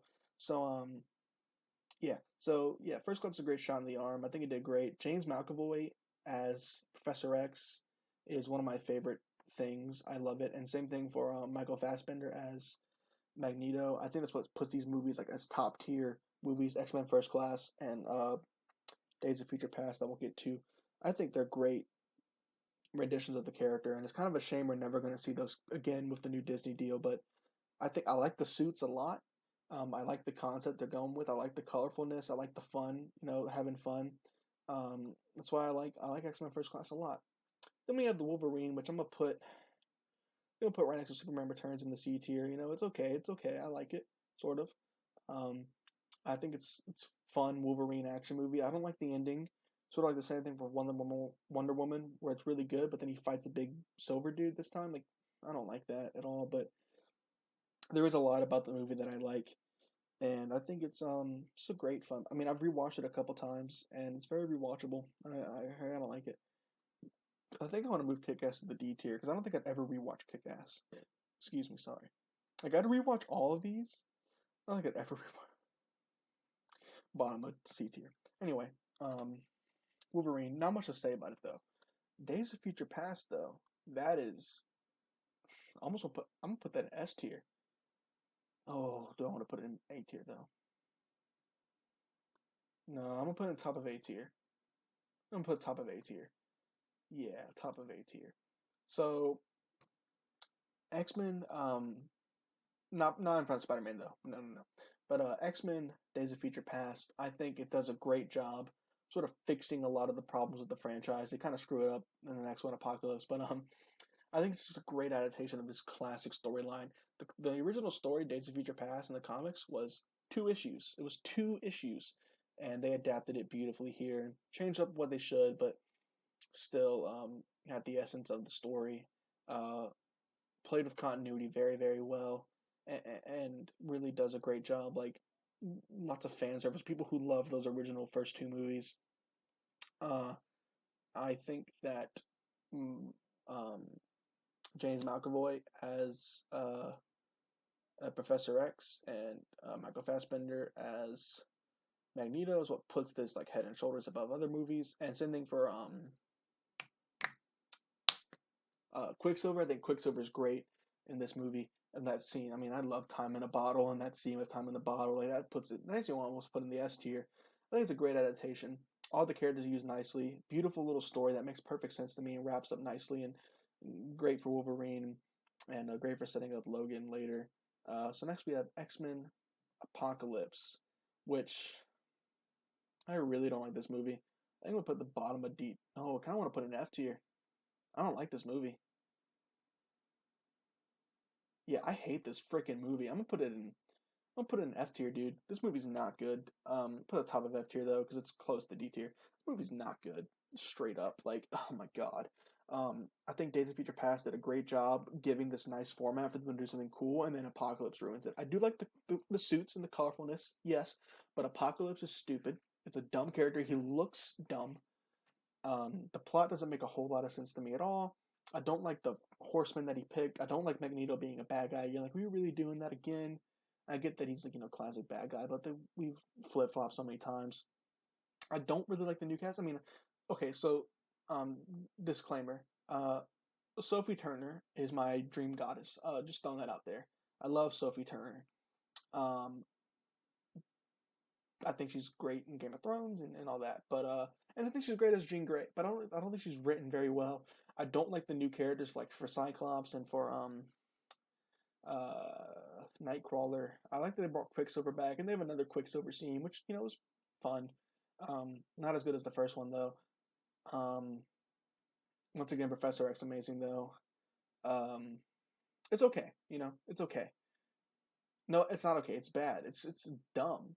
It's dumb. I don't like it. I don't like Angel at all. I don't like the plot of what's happening. Really, I don't like a lot of the new characters and Storm and everything like that. It's just I never want to rewatch this movie, so it's gonna go in the F tier. Next up though, Logan, which freaking S plus baby. I mean, oh my god, S plus. I'm putting Dark Knight there. Logan is one of my favorite movies of all time. Not just this comic book movie, not just superhero, but one of my favorite films ever made. It makes me want Hugh Jackman to play Joel in the Last of Us movie, if that ever happens. Please, please. But seriously, Logan is an incredible film about. It's sort of like Joker, where it's like just about this man, who is a comic book character, but it's a study of this guy who's been through some crap. I mean, this is just old warrior, and he's on his last wheels, and he's still hanging on with Professor X, and it's just tragic. And you're never told exactly what happened to the X-Men, but it's implied, and you get hints there and there, and you put it together yourself. It's a very adult movie that doesn't treat you stupid and trusts you to figure it out yourself. And it's just a great story about this man having to find love again, basically, through his daughter that he discovers he has. And I mean, Hugh Jackman's performance is top tier. Beautiful. I watched this movie. Oh, it's one of the few movies I own. I don't own a lot of movies anymore, because who owns movies? You have Netflix, you have streaming, you have Disney Plus, blah, blah, blah. I own this movie on DVD. I think it's an incredible film. It's beautiful. It brings me to tears every time I see it. Like, literally. Like, it brings me to tears every time I see it. The trailer gives me chills with Johnny Cash's Hurt. Oh my god. Like, so good. It's one of the best movies. One of my favorite movies. I think it's a perfect little film. That is great send-off for this character and great send-off for Patrick Stewart as Professor X, who's also incredible. That's something I forgot to mention in these first two X-Men movies, that Patrick Stewart's amazing, and so is oh my god, Suri McKellen as Magneto. They're amazing, and they rise. That's what rises X1 and X2 up to these high rankings. But in Logan, Patrick Stewart as Professor X is just incredible. I mean, the performance he gives is emotional and heartbreaking, and I've seen that. I've seen family members start to lose it, and it handles that very seriously. And you have this man Logan who never should have been the person who to take care of Professor X, but now he has to because he's obligated to, and he's resentful of it, and he hates it. But like, what's he supposed to do? He's not going to leave him. He loves Professor X. He loves Charles. Charles is literally a father to him. When he calls him dad later, I mean, that just breaks my heart. That whole scene at the farm. It's a movie about life, about living, about finding the reason to live, about love, about sacrifice, and hope, and being good, and redemption. The only problem with the movie is I'm not a big fan of the whole X-24, I think that's what it's called. The evil Wolverine. I mean, if it's tonally, I wish they kind of, there's probably a reason they couldn't do this. I wish it would have been Sabretooth. There's probably like a reason they couldn't really use Sabretooth for whatever reason. I'm sure it was pitched. That would have made it better. But you know what? Everything else is so good that it's not going to take it down from S+. I love Logan. And I've rewatched it countless times. It is dark. It is edgy. Like, just from the very start of it. Okay, I don't like edgy, but it's dark and, like, edgy in the good way, though, where it's, like, from the very start, he's, like, cursing and dropping F-bombs, and he's stabbing, chopping people's arms off. Like, yeah, that's Wolverine, dude. That's Wolverine. And Hugh Jackman gives a masterful performance. I mean, one of the best actors of our generation, like, literally, and this movie proves it. And what a beautiful send-off for this character who spent Hugh Jackman gave us 18 years of his life playing this character and putting him through that physical training when all he wanted to do was sing. So yeah, Logan, incredible movie. I could talk about it for hours and hours. And also, like, the X-23 is amazing in it, and I love the ending. They get to the place, and I love the use of the comic books in it, and the idea that, okay, so people wrote comic books about their adventures, and so it's kind of all BS, but, you know, maybe there's this place, maybe there's a secret message, and blah blah blah, and I just think it's great. I love the plot of that movie, and the emotional heartstrings it pulls, and just the great performances, and amazing. So then we have Dark Phoenix, which I'm gonna put Dark Phoenix in D tier. I don't think it's awful. I don't think it's as bad as X3. Where's X3 at? Where did I put X3? I don't think it's as bad as X3. So I'll put X3 under it. Actually, I think it's a little bit better. I think it has, because it has one cohesive plot. There's no, like, double plot trying to figure out. It's about Dark Phoenix, comes from space, Dark Phoenix. I think Sophie Turner's great in it. I think that James McAvoy is great as always. The one thing I really like about this movie is that they tackled that, oh, maybe Professor X kind of an asshole. Professor X is kind of an asshole, isn't he? I like how they handle that. But other than that, it's really boring, and, like, it feels done out of nowhere, and you know, there's that train sequence at the end, which just feels, apparently it's supposed to be a big space battle, but it's too much like Captain Marvel or whatever. But I mean, I don't think it was too much like Captain Marvel. I mean, whatever. I mean, I don't think it would have been too much like Captain Marvel. But I like Sophie Turner in it, and I like James McAvoy, and them handling Professor X being kind of an asshole. But everything else, I don't like at all. It doesn't work for me at all. I don't like the villain, the weird alien thing, and I don't think it's a very fun movie. I don't think I'd ever see it again, but I don't think it was as offensive as some people make it out to be. I do think it was better than X3, but only because it had one cohesive plot. That's it. So next up we have Watchmen, which I think I'm going to put Watchmen up here in the B tier. I know the comic book's really important comic book and graphic novel history. And a lot of people don't like this movie because of that, because it's probably a movie that never should have been made. But for what it is, I do like it. I understand the problems with it. Zack Snyder, you know, added his own little twists and turns to it. I don't think Zack Snyder understands the tone of Watchmen. Yes, he reenacts every freaking scene from the book, but I don't think he understands the tone. I don't think he gets that these people aren't superheroes. You know what I mean? Dr. Manhattan's a superhero because he has superpowers. That's it. Everyone else, they're just dudes that are like, that's the point of it.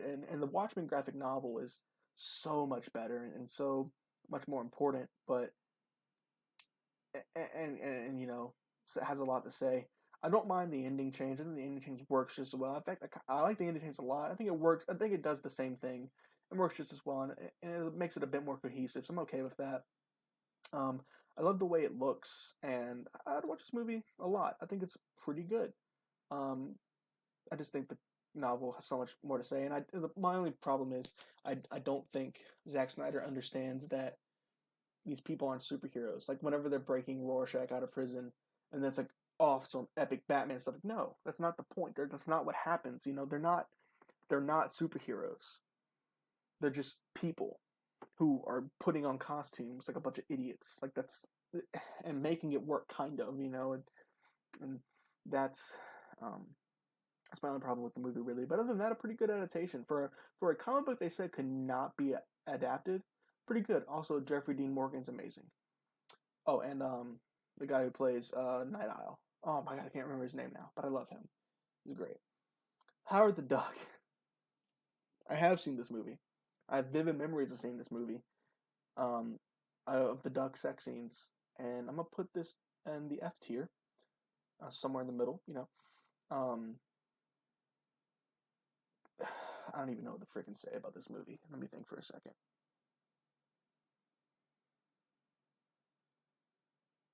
What the hell, man? I mean, okay, I guess. It's just so stupid. Who directed this movie? I feel like I know the director. Let me see. Howard the Duck. 1986.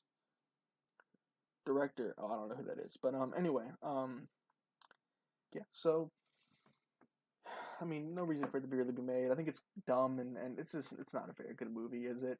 It's so stupid. I love him in Guardians of the Galaxy, though. That was great. The Swamp Thing movies, I have not seen. I didn't even know they made. I like Swamp Thing. I didn't even know they made Swamp Thing movies. But that's cool. I haven't seen The Shadow, and I haven't seen The Phantom, and I haven't seen The League of Extraordinary Gentlemen. I'm sorry. But Men in Black. Okay, so I think this is Men in Black 2 right there, and this is Men in Black 1, and that's Men in Black 3. So Men in Black. I have seen Men in Black. It hasn't been a long time. I'm gonna put that in C. I don't think I've seen Men in Black. I don't think I've seen Men in Black 2. And Men in Black 3, I'm gonna put like in D tier. I don't really like that movie. I don't remember liking that movie that much. But I'd probably watch it again. So Men in Black, that was a comic book, and I think that Tommy Lee Jones and Will Smith. I mean, Will Smith's a superstar, so that's what makes these movies watchable at all. Is Will Smith and Tommy Lee Jones. I think they're great. It's fun movies. I mean, I think it captures, I would assume, the comic book pretty well. I've never read the comic book, but cool. Like, okay, sure, you know. 300. I have never seen 300. I have no real want to see 300, to be honest. Okay, wow. But I've heard 300 is pretty good, actually, to be honest. But I don't know. So here we are. We are near the end. We ranked all of these movies, and we got to go through them again and see what we think. We've ranked all these movies. We have 4 in the S plus. I might move Dark Knight down to S, to be honest. Yeah, I might do that right now. We'll see, though. We'll come back later. But next up, we have the Marvel Cinematic Universe movies. This is every single one of them in the order they were released, I think. I didn't double check. I kind of went off my memory. But, okay, so. Rick, we got. Okay. This is big. Iron Man. This could be a whole video all by itself, but Iron Man. I love this movie with all my heart. It's amazing. I'm going to put this movie in the S tier. I think that Iron Man is freaking dope. I think it started it all, you know? Robert Downey Jr. What more can I say? What can I say about Iron Man that hasn't already been said? Robert Downey Jr. is perfect. I love the colors. I love the way the suit works and it looks and make Iron Man awesome. I love the music.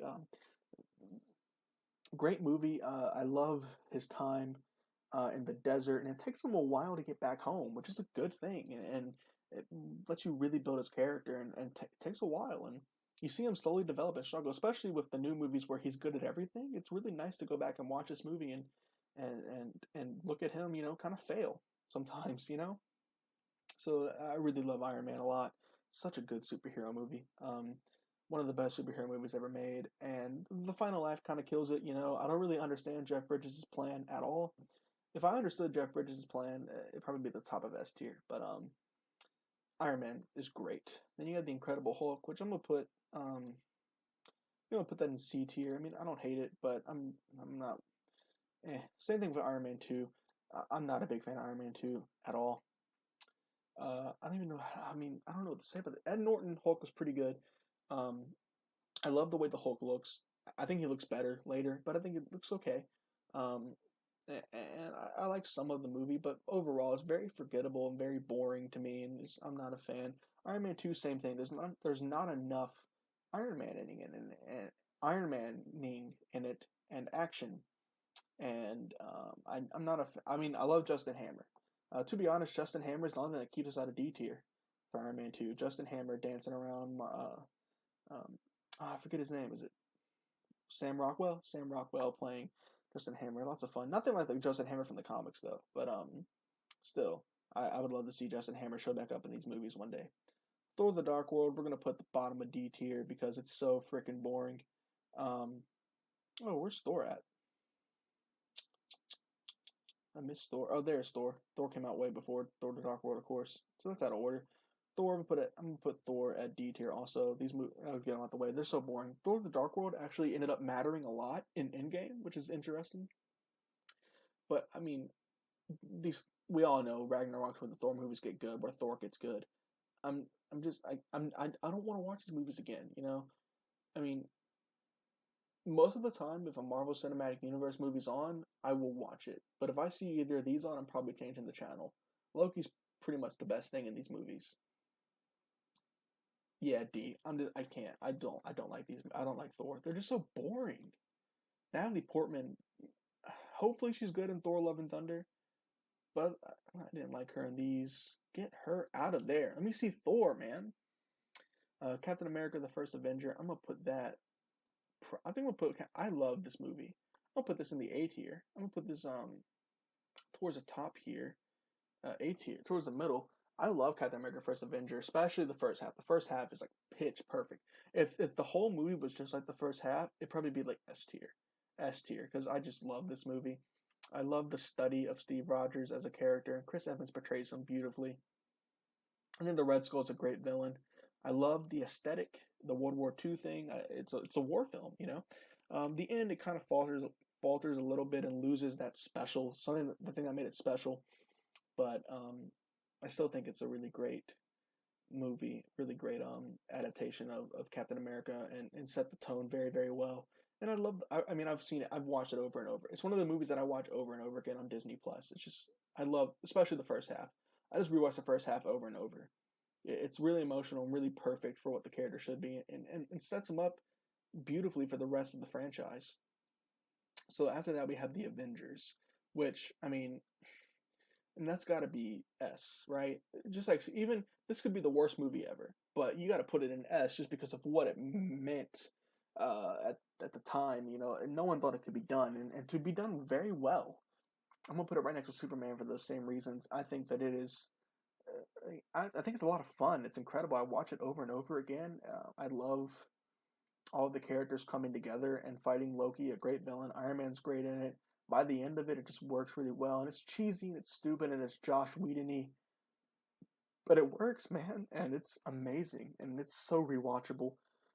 And some beautiful shots. I love Mark Ruffalo's Bruce Banner.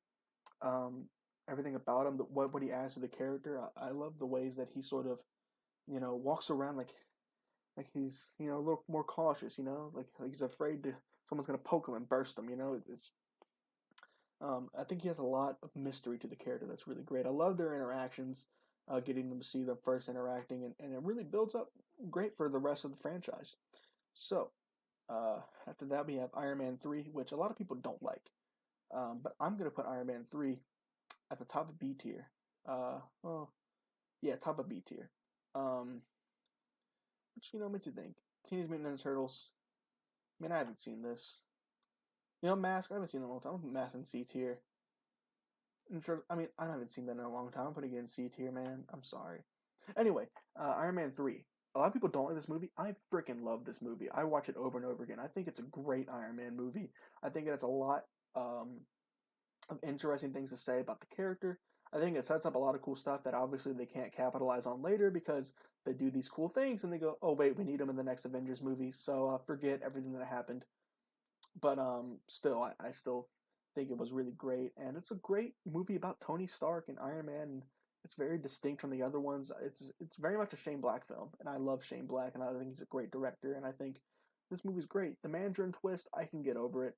I'm okay with it. Fine, I think that's fine. You know, we're getting the actual Mandarin and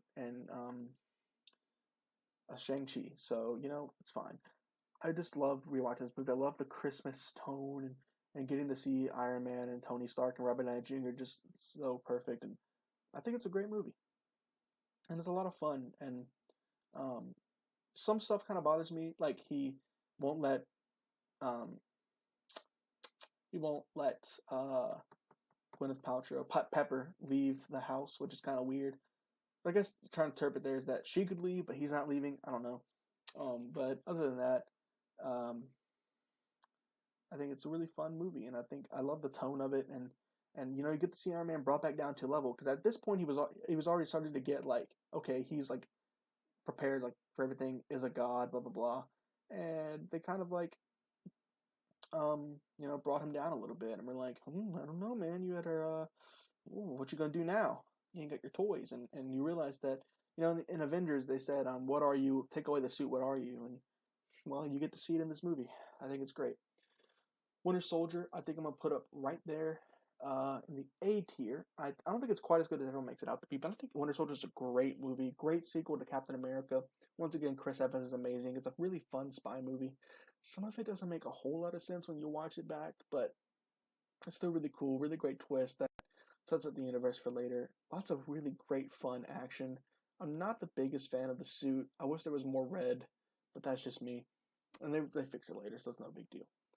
Guardians of the Galaxy. This, to me, is an S tier movie. I think Guardians of the Galaxy is an incredible film. I love it very, very much. And I rewatch it over and over and over again. Chris Pratt as Peter Quill is great. All the characters, they could grow and bond together so well. When I play D&D, I want my party to feel like Guardians of the Galaxy, the way that they grow together. And I think that it's just a lot of fun, and I like the final scene with the dance battle. It's very emotional, and it really does give them. They're all holding hands, and then Groot when he says "We are Groot," like it got me, dude, and it makes me cry. I cry a lot at movies, by the way. So Guardians of the Galaxy S tier.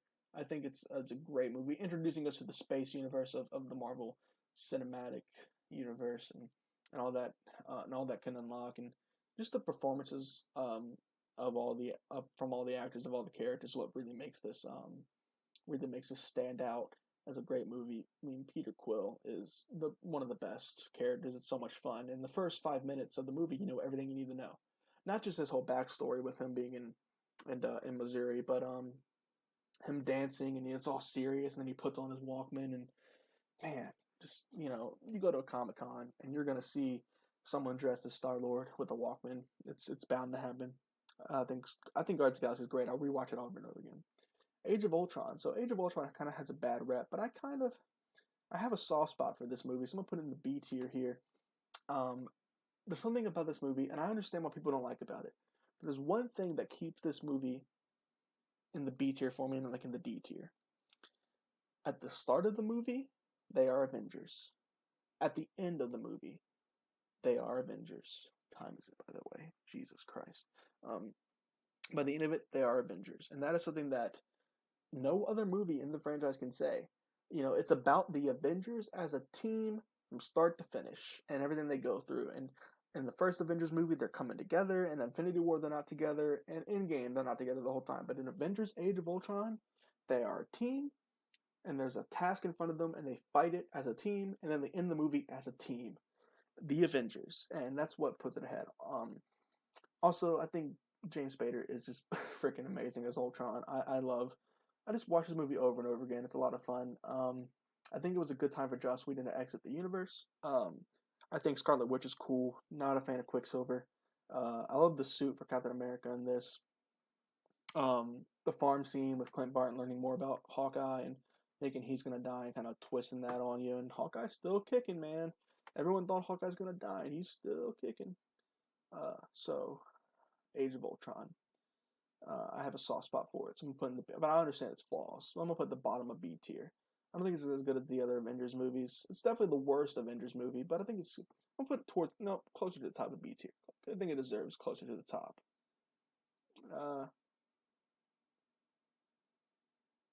Man, I don't remember much of Superman 2. I really don't. That's going in C. I don't. I'm sorry. I don't remember. What am I doing? I don't remember it that well, to be honest. I remember Superman very, very well because I watched it recently enough, and so I'm gonna put it there. But especially because of what it means and Christopher Reeve's portrayal of the character. But I don't remember Superman 2.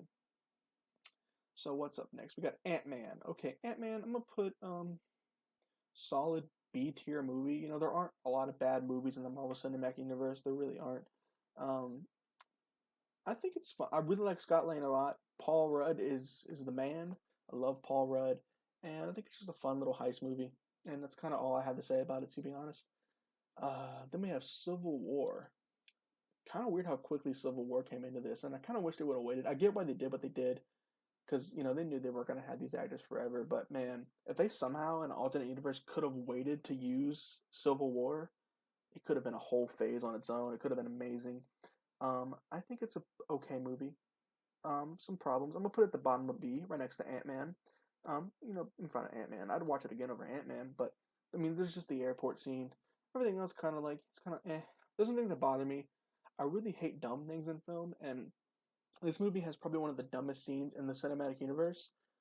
The scene where General Ross is talking to them about all the destruction they caused, and he's like, New York. Eh.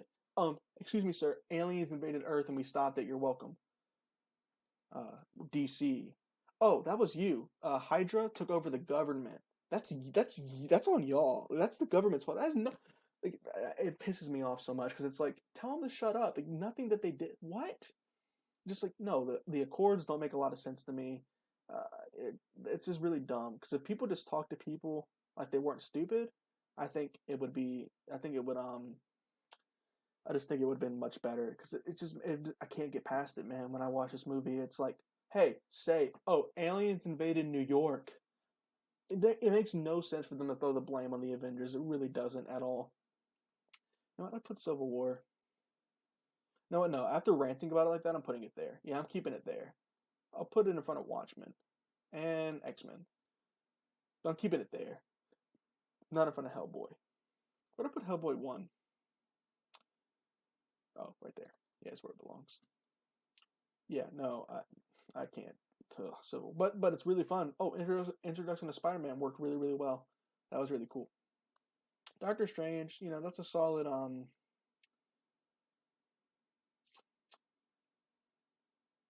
I'd say that's a solid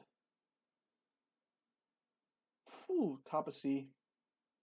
I think top of C is a good space for Doctor Strange. I think it's cool, but nothing really mind blowing. I mean, there are some really cool scenes in it, and I really do like Doctor Strange. And been okay. You know what? Frick, man. Do I want to put it in B? This is hard.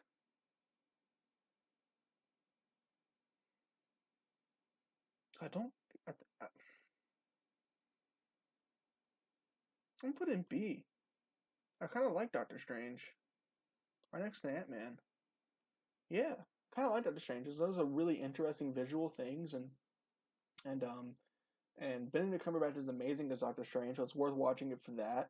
Not all of it's great. I love the ending, how he outsmarts Dormammu to beat him. There's a lot about this movie I like. I love the colors. I love the adaptation of the character, and he just sets him up to be even better in the next movies. I'm putting him in B, man. Yeah, there've been a lot of good superhero movies. Wow, there've been lots of good superhero movies. That's cool. Anyway, let's go on. I gotta readjust this all in a minute. But Spider-Man Homecoming. I'm gonna put Spider-Man Homecoming solidly. I'm gonna put the A tier right below Captain America. You know, I still think that the Spider-Man movies are better over here, but Captain America Far From Home. Not Far From Home. Far From Home will come later, but this is Homecoming. I think it's great. Michael Keaton's amazing as the Vulture. I think Tom Holland's a great Spider-Man. I have my problems with the franchise. I hate that the Spider-Man suit is literally just a freaking Iron Man suit. It doesn't feel like Spider-Man anymore. But I at least like Tom Holland as Peter Parker, and I can look past it, and it fits well into the universe, and I really enjoy it. And by the end, when he loses his suit and he has to fight, and some great moments in it, and just a lot of fun. And I've rewatched it quite a few times. I actually own this movie too. And Spider-Man Homecoming is just really great fun. I just love Spider-Man, man. I love Spider-Man. I think Tom Holland's an incredible Spider-Man. Um, I think he's lovable and fun and just the right amount of dorky, but not like a nerd loser, and I think he captures Peter Parker great. I hate the suit. I like the way the suit looks. I hate the way that the suit is literally just the Iron Man suit. I want to see Spider-Man being Spider-Man, not Iron Man Jr. Like, straight up. What's even the point of him swinging with webs if he just has an Iron Man suit? I hate it. I hate the AI. I mean, I'm fine with the AI, kind of, but if it was like dumbed down, like I liked how it was used in Civil War.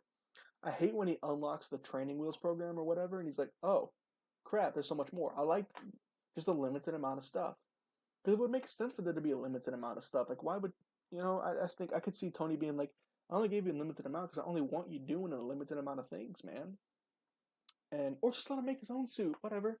But other than that, the Vulture and that twist I did not see coming, where the Vulture is Liz Allen's dad, is really great. I actually really like Zendaya as Michelle in these movies. I think it's really fun how he's going to Homecoming, and it deals with consequences where Spider-Man has to choose not to go to Homecoming with the love of his life, his crush, so that he can go save the world. I think that's really great. So Spider-Man Homecoming, really fun movie, great for Spider-Man.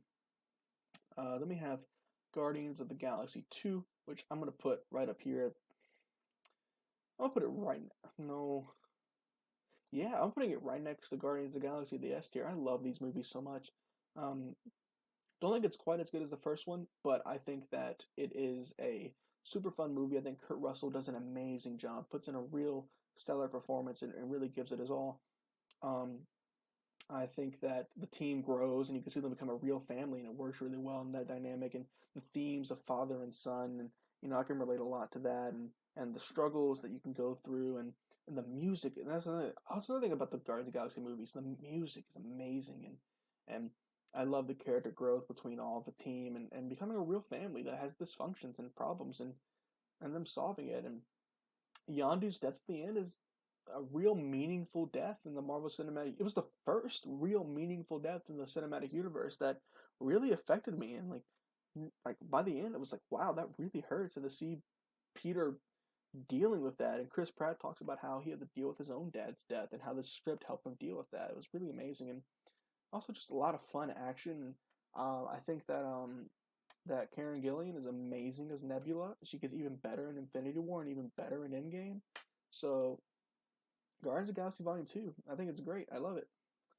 And then we got Thor Ragnarok, which I'm tempted to put in the S tier right there. I think it's a fun redemption of the franchise.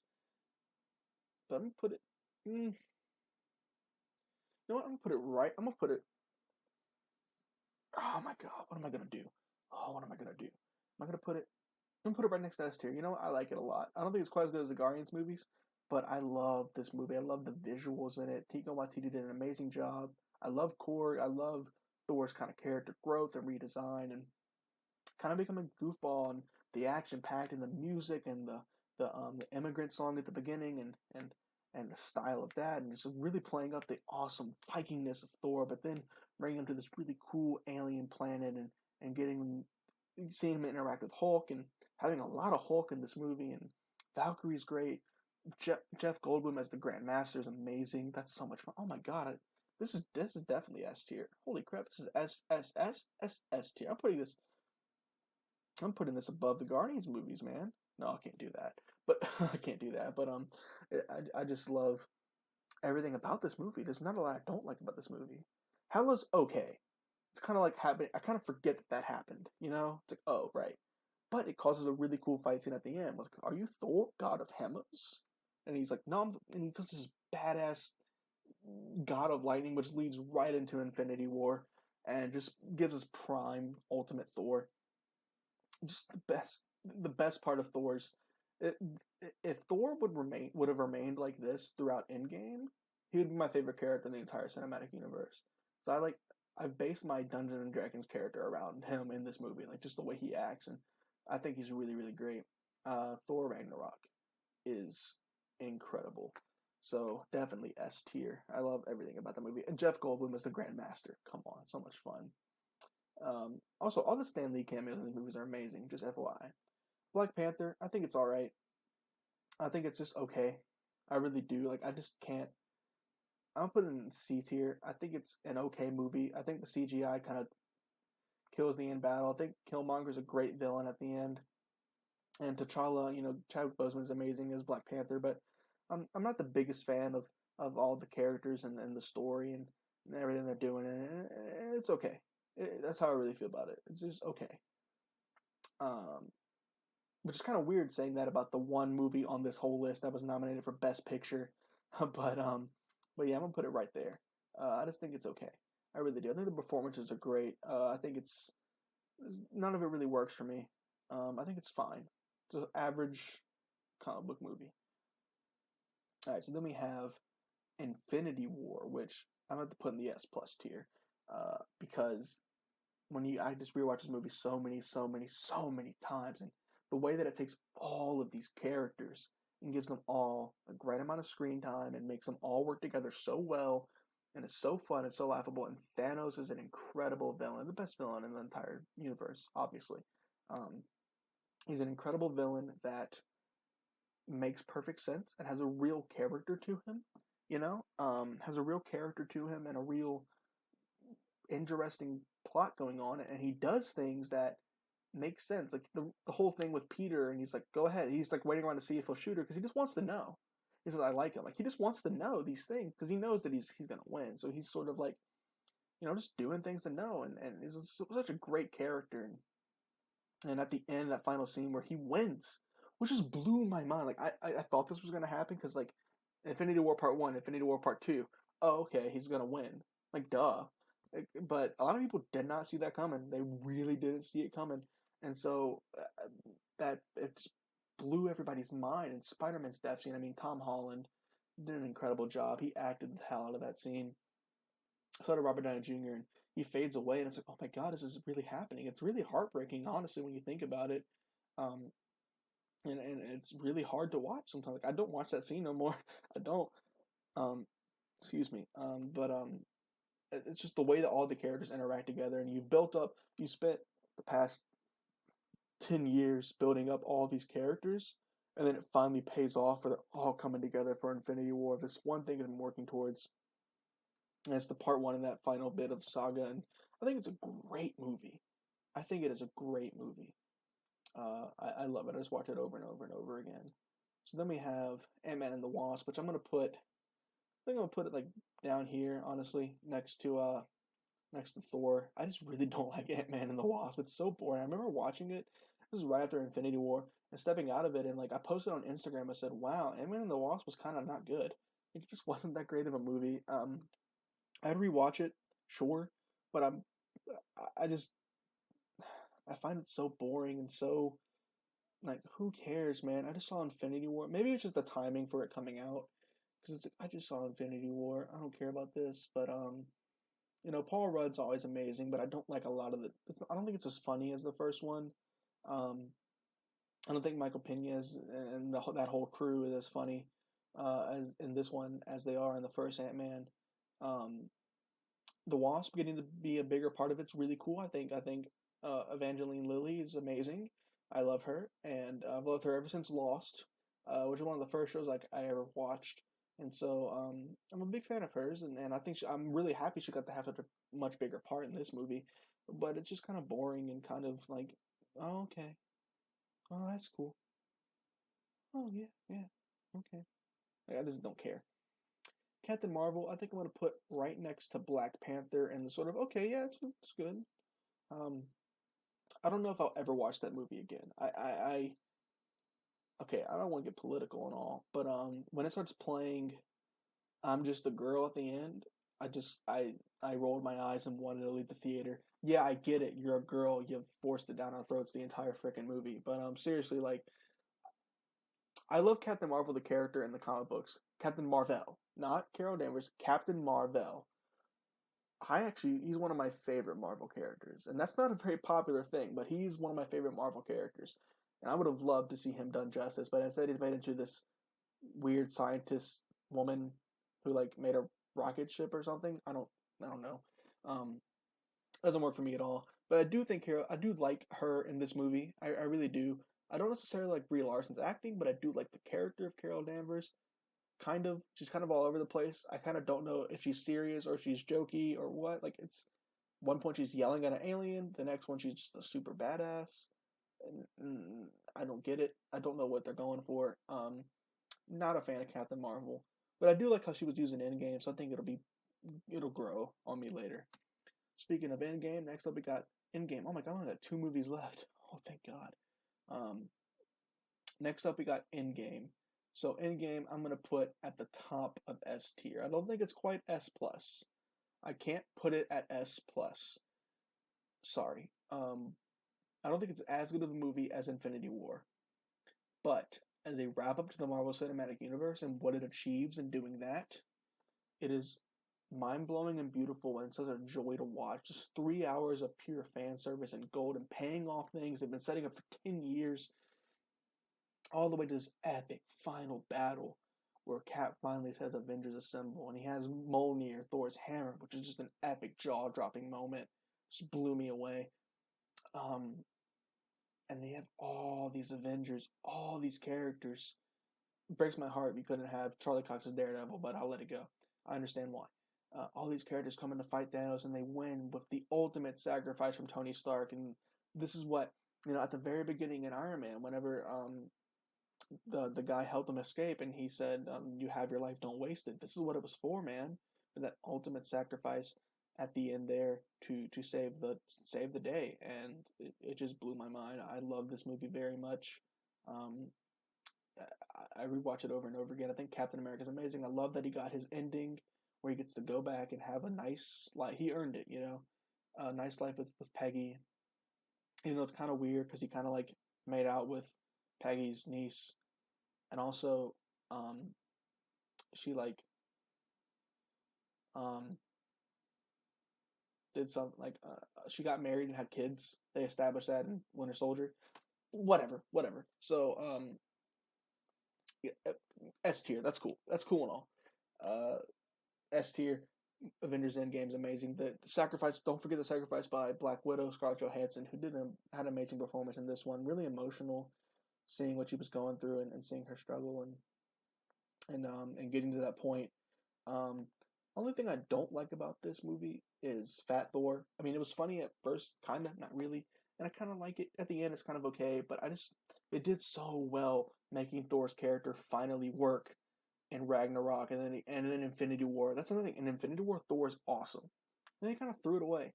I need to do another video just about the cinematic universe and elaborate on my favorite ones. But they kind of just threw that away, and I think it would have been a great way to talk about depression and that sort of thing with a superhero, and that's like a wasted opportunity for a couple of not very funny jokes, and that's a shame. But I mean, it's okay, it's fine. That's the only problem I really have with the movie. Also, Hawkeye's hair looks stupid. Stop it. But yeah, Scarlett Johansson's, Black Widow's amazing sacrifice, and she has a movie coming up, so I'll have to update this list. I guess I'll have to update this list every single time a movie comes out, huh?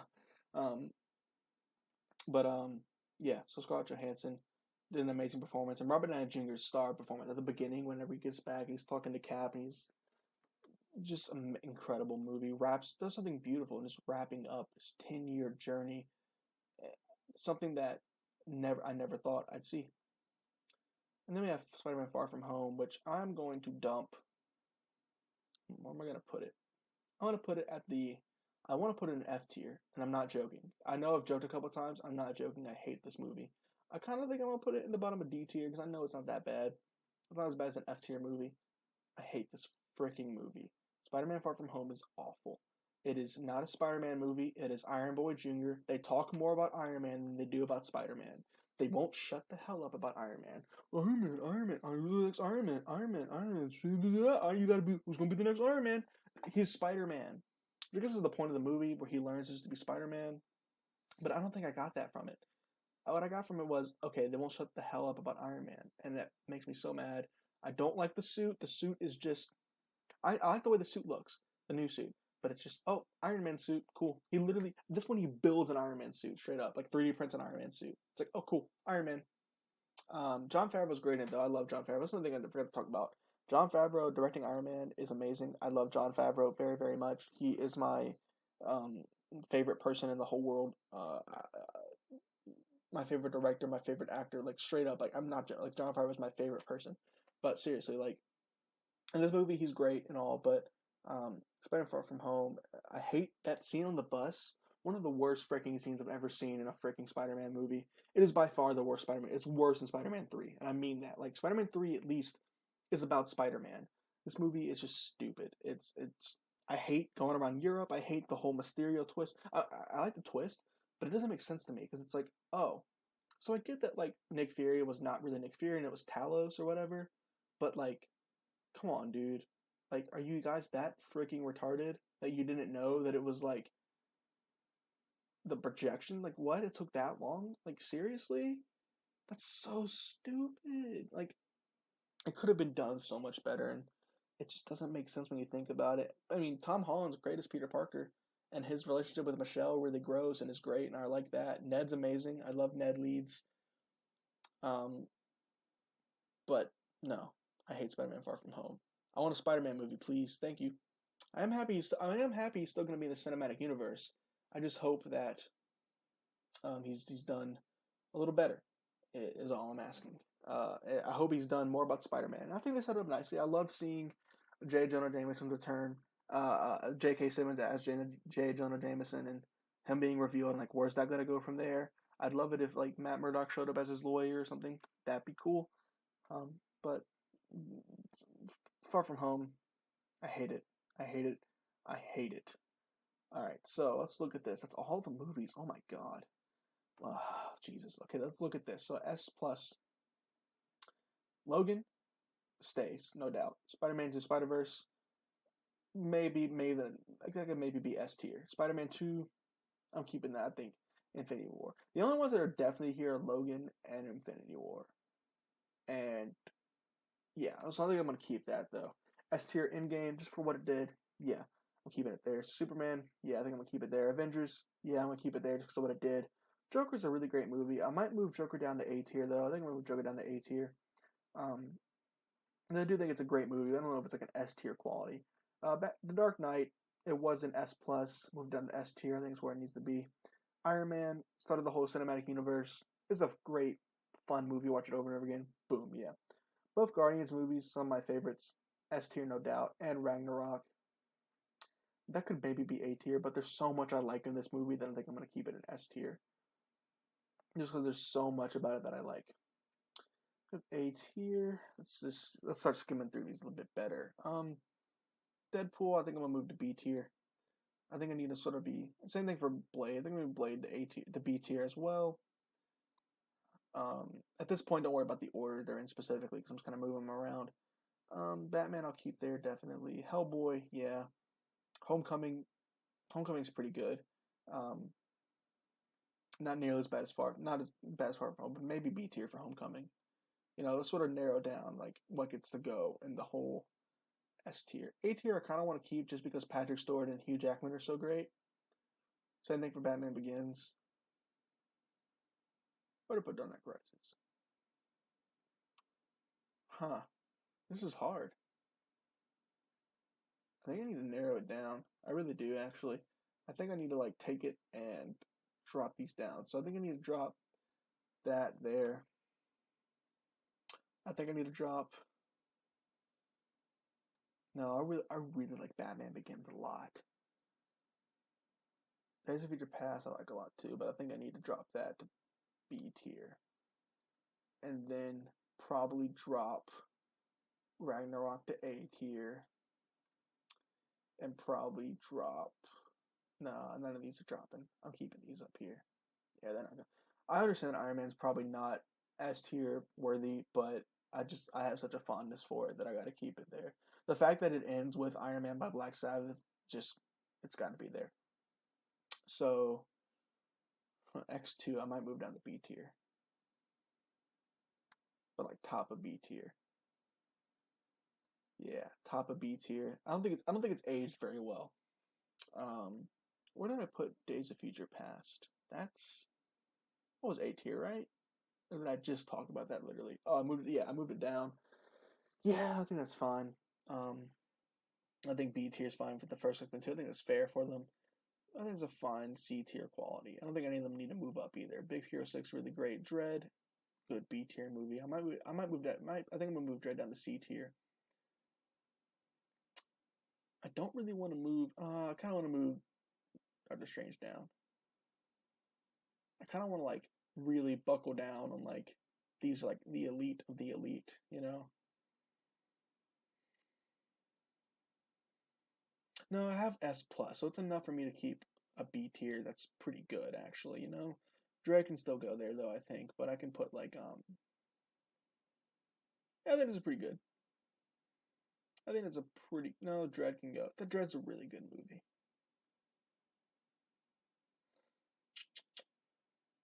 Dread can go top of C tier. Yeah. By the way, if Green Lantern was here, it'd be like in D. I already said that, by the way. But that's all I can think about that I'm missing. I don't think I'm missing any other ones. Were there any other crappy DC wannabe movies that were made? I don't think so. Alright, so B tier. Watchmen. Yeah, I'll keep Watchmen in B tier just because Watchmen was supposed to be non-adaptational. No, Doctor Strange is no, Doctor Strange is C tier. I mean, it's above like Black Panther and stuff, but no. Same thing for Ant-Man. I mean, Ant-Man is not B tier quality. That needs no. I can't do that. I think it's pretty good. Hellboy 2, because Hellboy 1's up there in the A tier. I'm gonna keep that there. Wonder Woman, you got Batman, Master of the Phantasm, Joker. Yeah, Spider-Man there. Yeah, I think I'm liking that. And then we got C tier, which I think I'm pretty proud of. These are just kind of the mediocre movies that are like, yeah, okay. You know. Yeah, I'm pretty okay with C tier. And then we got D tier. Wait, where'd I put Civil War? I put Civil War in B tier, didn't I? Yeah, I'll keep it there just because of like the action scenes and there's some really fun stuff in the movie and I do like Baron Zemo a lot in Civil War, so I'll keep that in B tier. But there are some stupid parts that kind of bother me. Okay, so let's see. C tier, I'm pretty happy with C tier. D tier, I'm pretty happy. D tier are the ones that I can kind of watch and have a fun time enough with. Justice League, bottom of D tier though. Like, okay, these are boring. Like they're just boring movies, and they're not. Oh no, I hate. You know what? Screw. I'm putting Far From Home in F tier, dude, because I hate Far From Home. I hate Far From Home so much. Like I can't. I didn't enjoy it one bit. So I'm putting that in F tier. Yeah, I think that's probably about right. Right? Is Dark Phoenix better than Far From Home though? No, I can't let my bias completely destroy me. It's going in D tier. It's going in D tier. Fine. Dark Phoenix can go at the bottom of that though. Ant-Man and the Wasp is boring. Now I kind of can't understand like these aren't always exactly on the same level. If it's closer to the top, it is better. Iron Man 3. I mean, Spider-Man 3, I can push down some, though. Like, come on. Like, I'll be honest with myself. And, yeah, and I'll put Thor towards the top of it, then Ant-Man and the Wasp, and then Thor the Dark World. Because these aren't bad movies. These aren't... Those probably could be C tier, to be honest. Holy crap. I feel like there need to be more F tier. I feel like there should probably be more F tier. Yeah, I'm putting this in the F tier. Screw that movie. Yeah, screw that movie. Dark Phoenix can go there.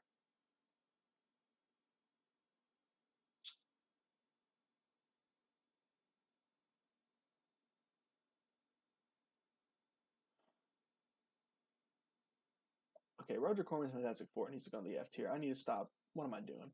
Oh wait, no. Batman Superman sits at the bottom of F tier though. Forever.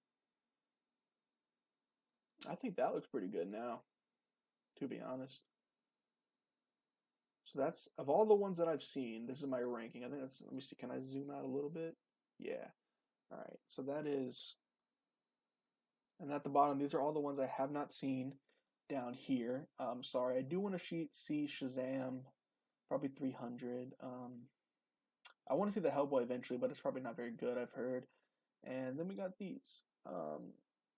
Yeah, I think that's a pretty good ranking. Maybe a little too much in the S plus. I could see myself removing Spider-Man 2 or Into the Spider-Verse, but I really don't want to. That is my ranking of all of these movies. I had some notes real quick. Let me see. I need to mention anything else. Flights, Tights, and Movie Nights. That's where I got the list from all these movies. Yeah, okay, yeah. That's what I needed to note. Blade 2, I don't remember Blade 2, man. I'm gonna put that D tier. I think it needs to be more in the D tier. Anything else need to go in the F tier? Probably these Fantastic Four movies, huh? They probably deserve F tier, don't they?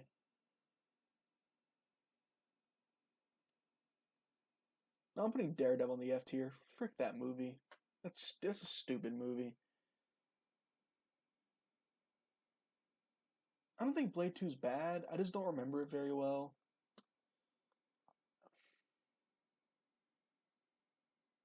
Yeah, I think that's good. B tier is pretty good, but then like A tier it starts narrowing down pretty well. I think it's pretty good how it starts narrowing down. Then you got the F tier, which is just the garbage of the garbage.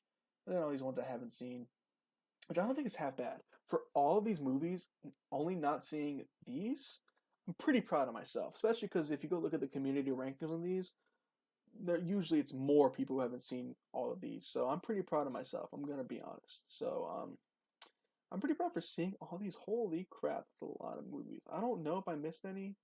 I don't think I did. I think I've gotten, except for Green Lantern as we established, but that's because it's so freaking irrelevant. But thank you, big thank you to Tiermaker for making this video possible with their tier making thing. This is my ranking of all the movies I've seen. Holy crap, I have to update this. I might change this a million times. And if I changed, oh my god, I think I need to stick with it, right? Winter Soldier's pretty good. I can put that in B tier though. I don't think Winter Soldier's like an A tier kind of thing. Neither is Batman Begins, really, huh?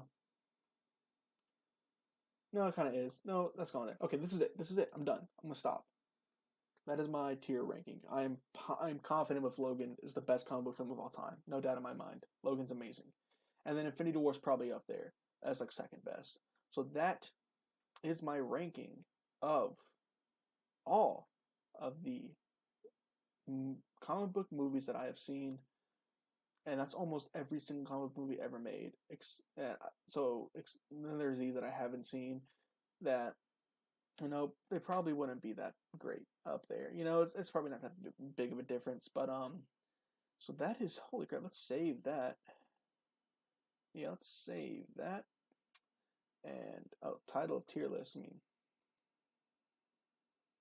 Oh, that's awesome. Yeah. Every comic movie ranked. Save.